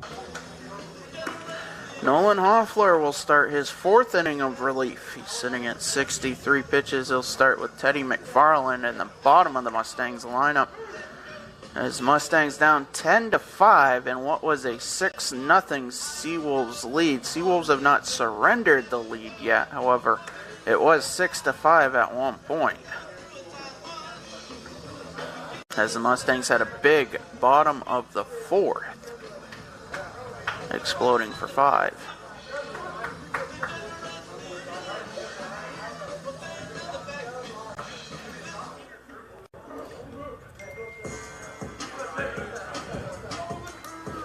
Leading off for the Mustangs, the center fielder, Teddy McFarland. McFarland will be followed up by Hudson Burris and Avery McWhinney here in the bottom of the eighth.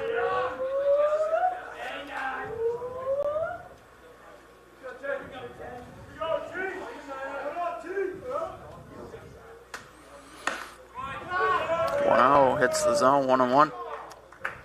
McFarland 0 for 2.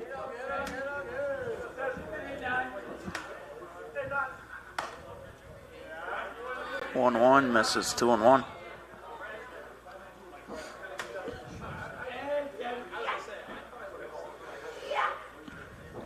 Hoffler deals. That pitch popped up. Foul territory. Dillon chasing, but won't be able to get to it. That stays in the turf complex. Count 2-2.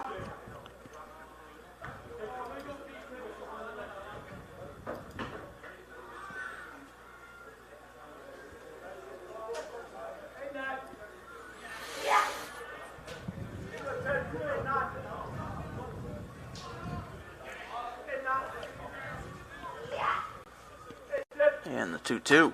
Swung on a miss. McFarland down on strikes. That turns it over to Hudson Burris. The shortstop, Hudson Burris. Burris steps in 3 for 4 from the leadoff spot.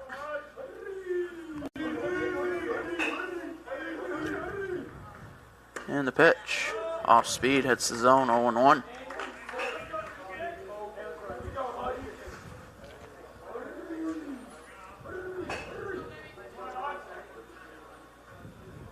The 0-1 grounded up the middle, and that'll get through for a base hit.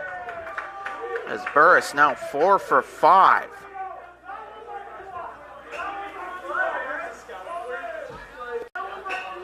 And McWhinney will step in. 1 for 3. The second baseman, Avery McWhinney. 1 out, 1 on.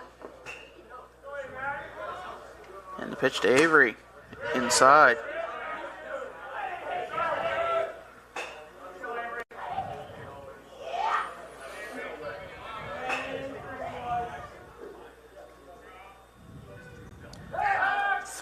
to first.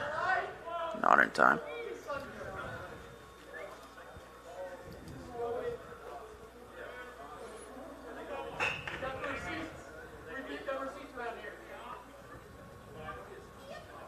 Another throw over.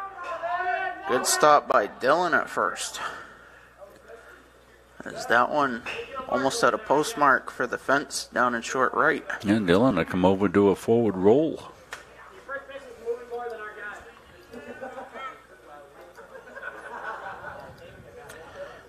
The 1-0.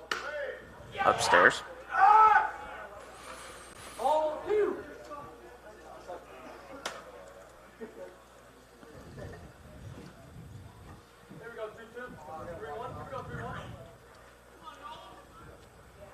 And the pitch. 3-0. Corny was trying to call timeout, had his hand out. It was ignored. He stayed in the batter's box and took a ball. And the 3-0. That hits top of the zone. 3-1.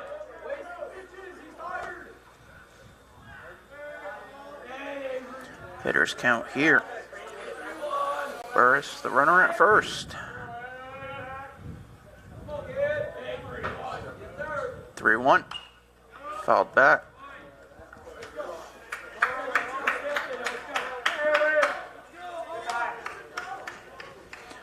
Three-two count, 1 out, 1 on. Deficit for the Mustangs, 5. Throw over to first. Not in time.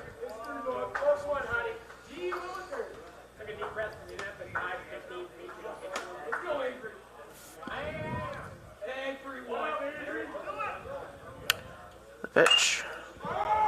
Popped up into short left. Kiblinski will make the catch.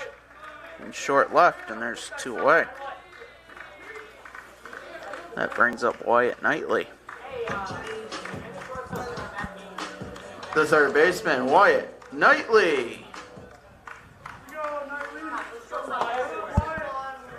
Knightley 0 for 3.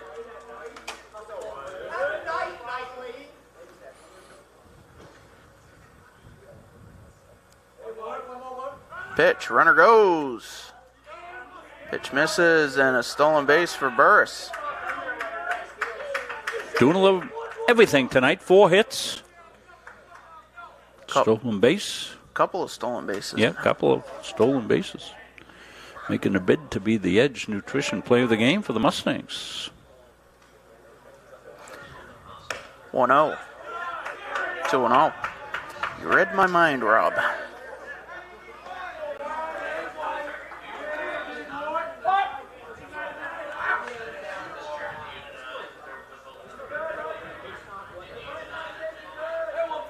The 2-0. Grounded up the middle. Second baseman Orsini with it over to first, and that will do it. To the 9th inning. Seawolves will take a 10-5 lead.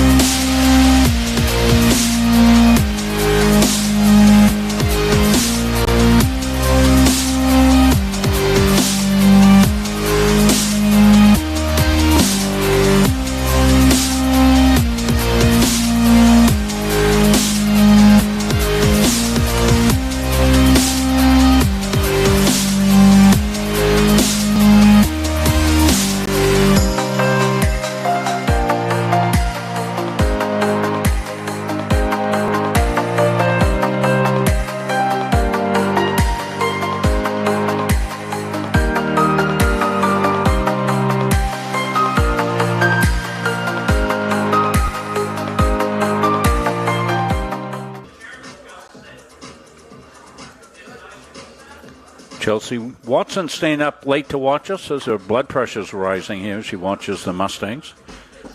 See if the cardiac kids got one in them tonight here, Chelsea. Definitely a tall order. Thank all our fans watching us. We've had consistently 50 to 60 people watching out on Facebook, and, of course, all our other sites as well. We thank you all for doing that tonight. Lots going on, we know. Right fielder Dylan Michelson. Derek Roman in his third inning of relief. Starts at 48 pitches. Pitch 49. Hits that nice little spot he's found. Boy, he's found that groove, hasn't he, with the breaking ball, dropping it in there. The 0-1. Popped up. Out of play. 0-2.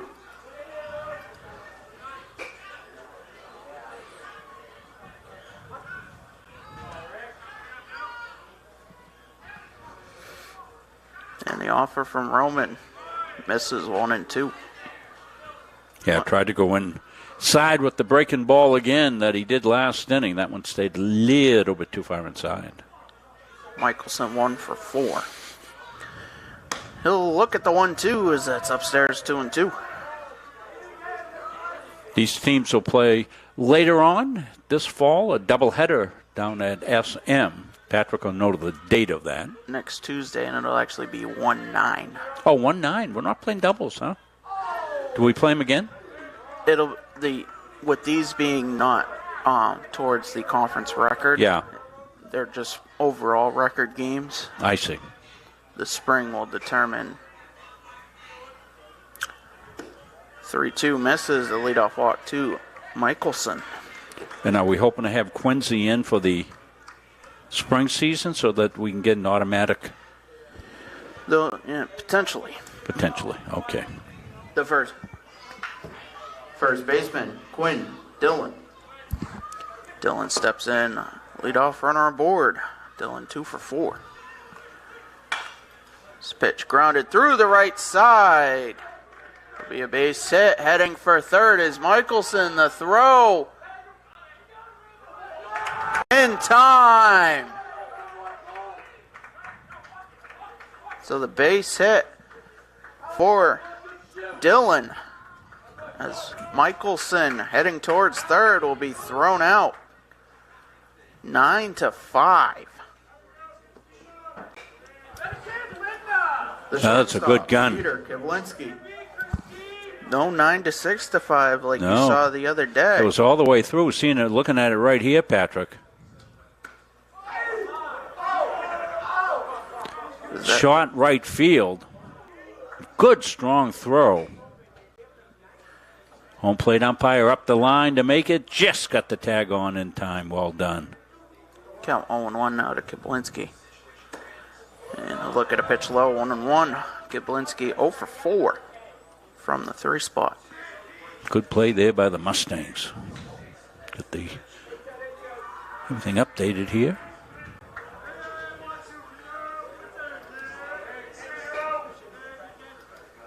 The 1-1.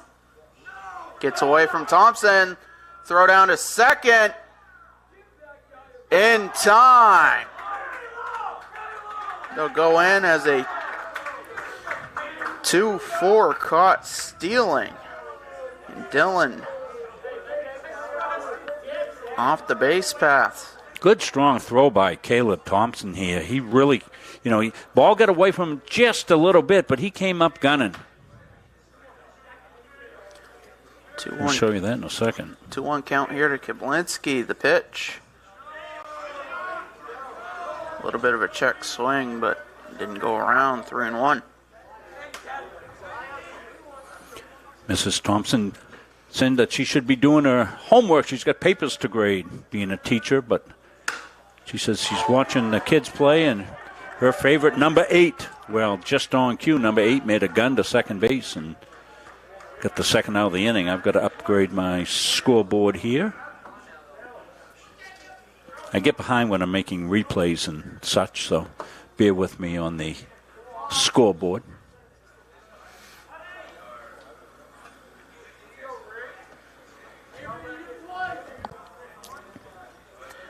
And the pitch inside. Jason Collado stepping in.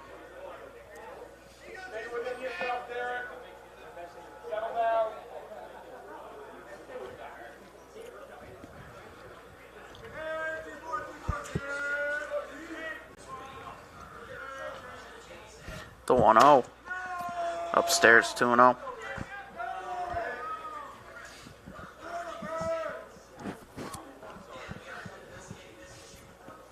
So some good defense made the plays for the Mustangs this inning. Throwing the runner at third, and Thompson's throw to second base. 2-0 hits the zone, 2-1. 2-1.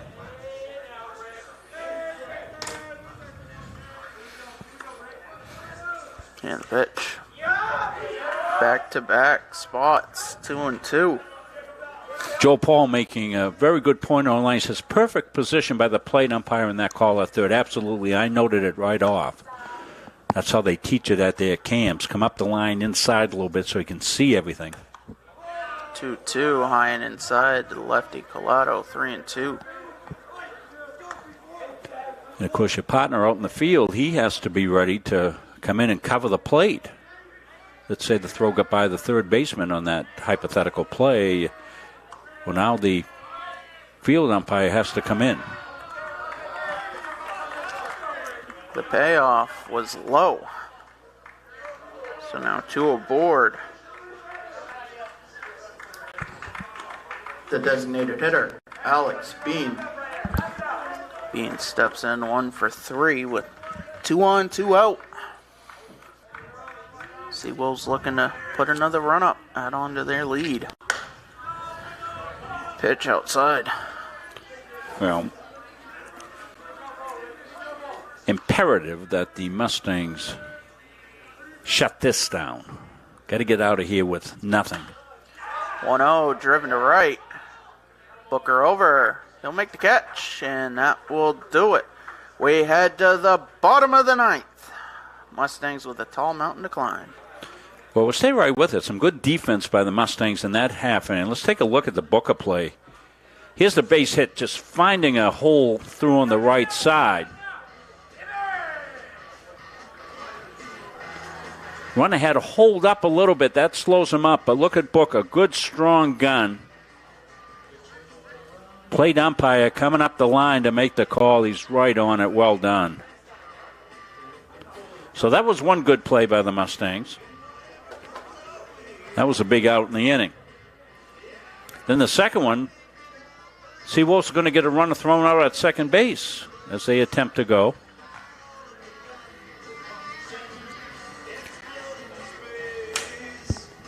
Ball just gets away from Thompson a little bit. Caleb right on it, bare hands it. Strong gun to second base. Ball's waiting right there. Well done. So 2 good plays by the Mustangs in top half of the 9th inning. Now they got some work to do offensively. Brady Navalny takes over at third for Ryan Thurber here in the bottom of the 9th. Yeah, we're getting some umpire talk going with Joel Paul. Umpired a lot of years, Joel.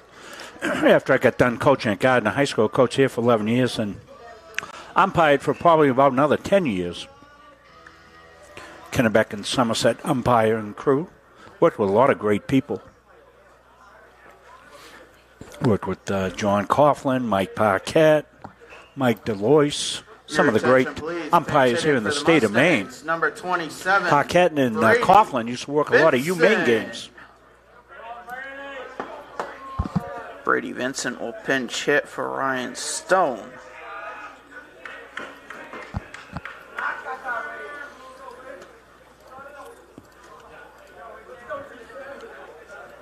As Nolan Hoffler will start the bottom of the 9th at 79 pitches. Yeah, he's done a good, solid job. Hoffler has. And the first pitch sails over Coolidge and home plate umpire Colin Henry. Count 1-0. Since Hoffler took the ball, just 3 hits, 2 walks, 4 strikeouts. Really solid job in relief.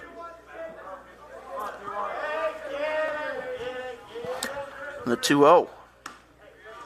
2-1.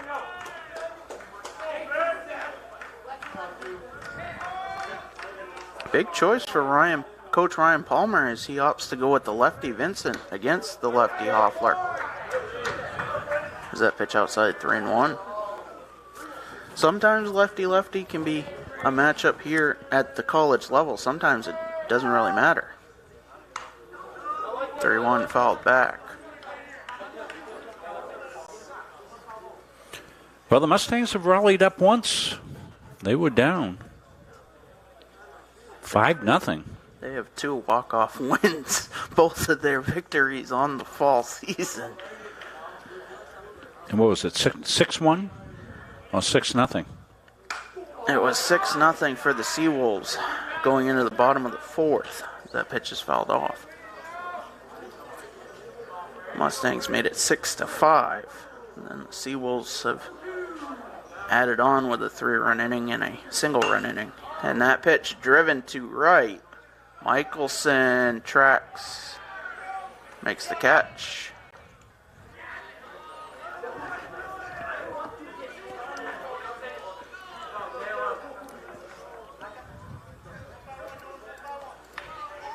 That brings up Caleb Thompson. The catcher, Caleb Thompson.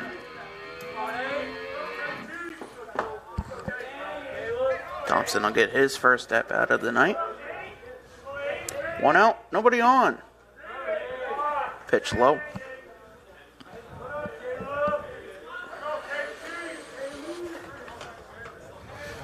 Hoffler set to get the win in relief.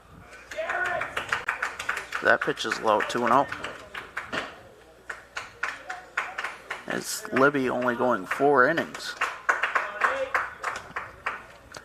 The 2-0, driven to right. Michelson near the line, won't make the catch. And Thompson will motor into second with a 1-out. And that'll bring up Trevor Phelps.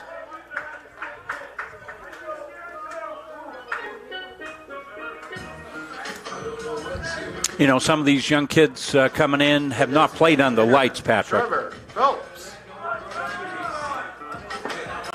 So you got to think that's a factor. If you haven't played on the lights before, it's a different beast.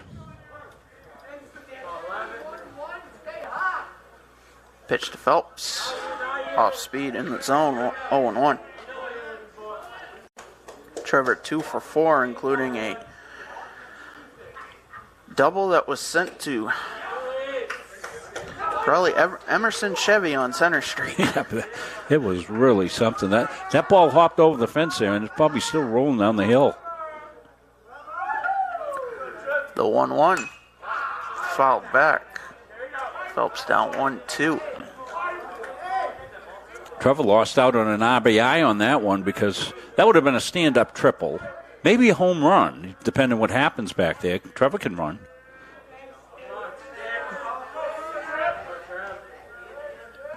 The 1-2.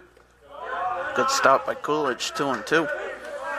Coolidge been solid behind the dish tonight for the Seawolves.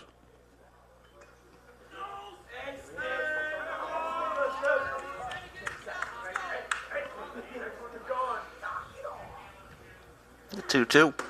Called strike 3. Phelps down on strikes. And Levi Tibbetts will step in. Well, that was a nice pitch right there. Inside dish. The first baseman, Levi Tibbetts.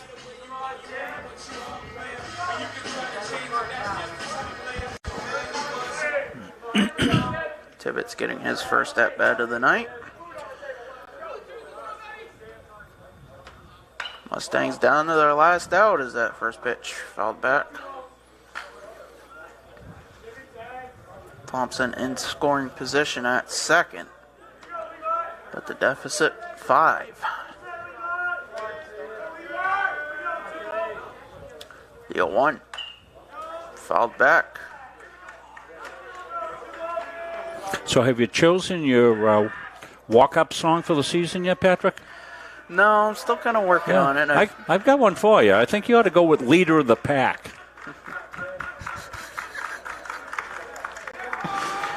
The 0-2 fouled back.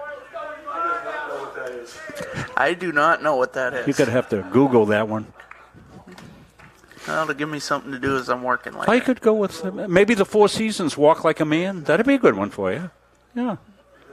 Of course, my walk-up songs, Patrick, are all coming out of the 60s. Yeah, I was going to say the garage band hits are starting to show a little bit here. 2 strikes, 2 outs. Thompson at second. Last chance for the Mustangs here in the pitch. Skips in. Good stop by Coolidge. 1-2.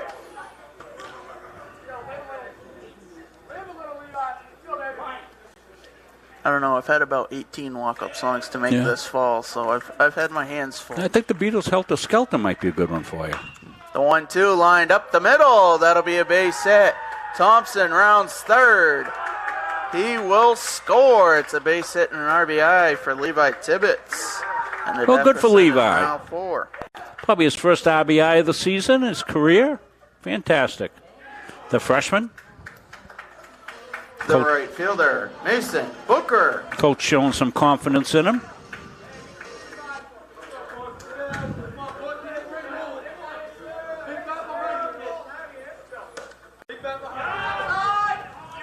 Pitch low.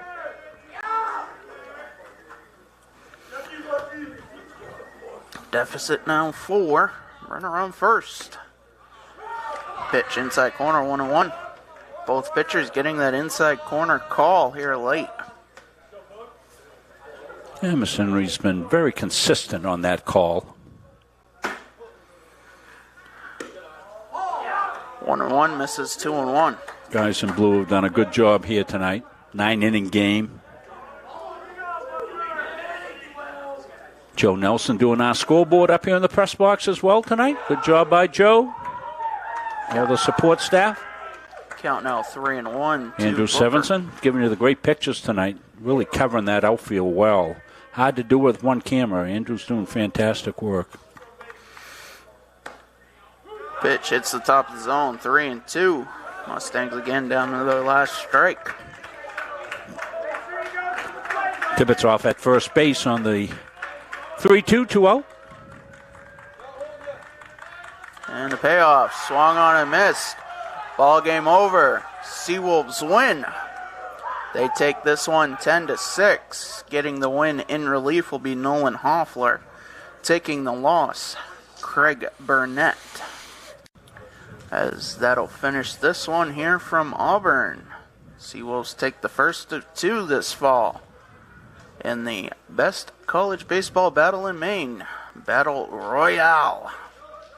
Well, let's name our player of the game, Patrick. You've got the stats all set to go on Hudson Burris. What a game he had. Yeah, he went 4 for 5 from the plate. 3 singles and a double, 2 RBIs, and 2 stolen bases. No question, the first year from Queen Creek, Arizona. Started the game at second, moved over to short, and tried to do everything he could at the plate from the leadoff spot. But the Mustangs come up short tonight here in Auburn. For executive producer Rob Munzinger, cameraman Andrew Severson, and everybody that makes this Mustang magic, I'm Patrick Dexler saying so long once again from the shores of Lake Auburn. Seawolves take this one tonight 10-6.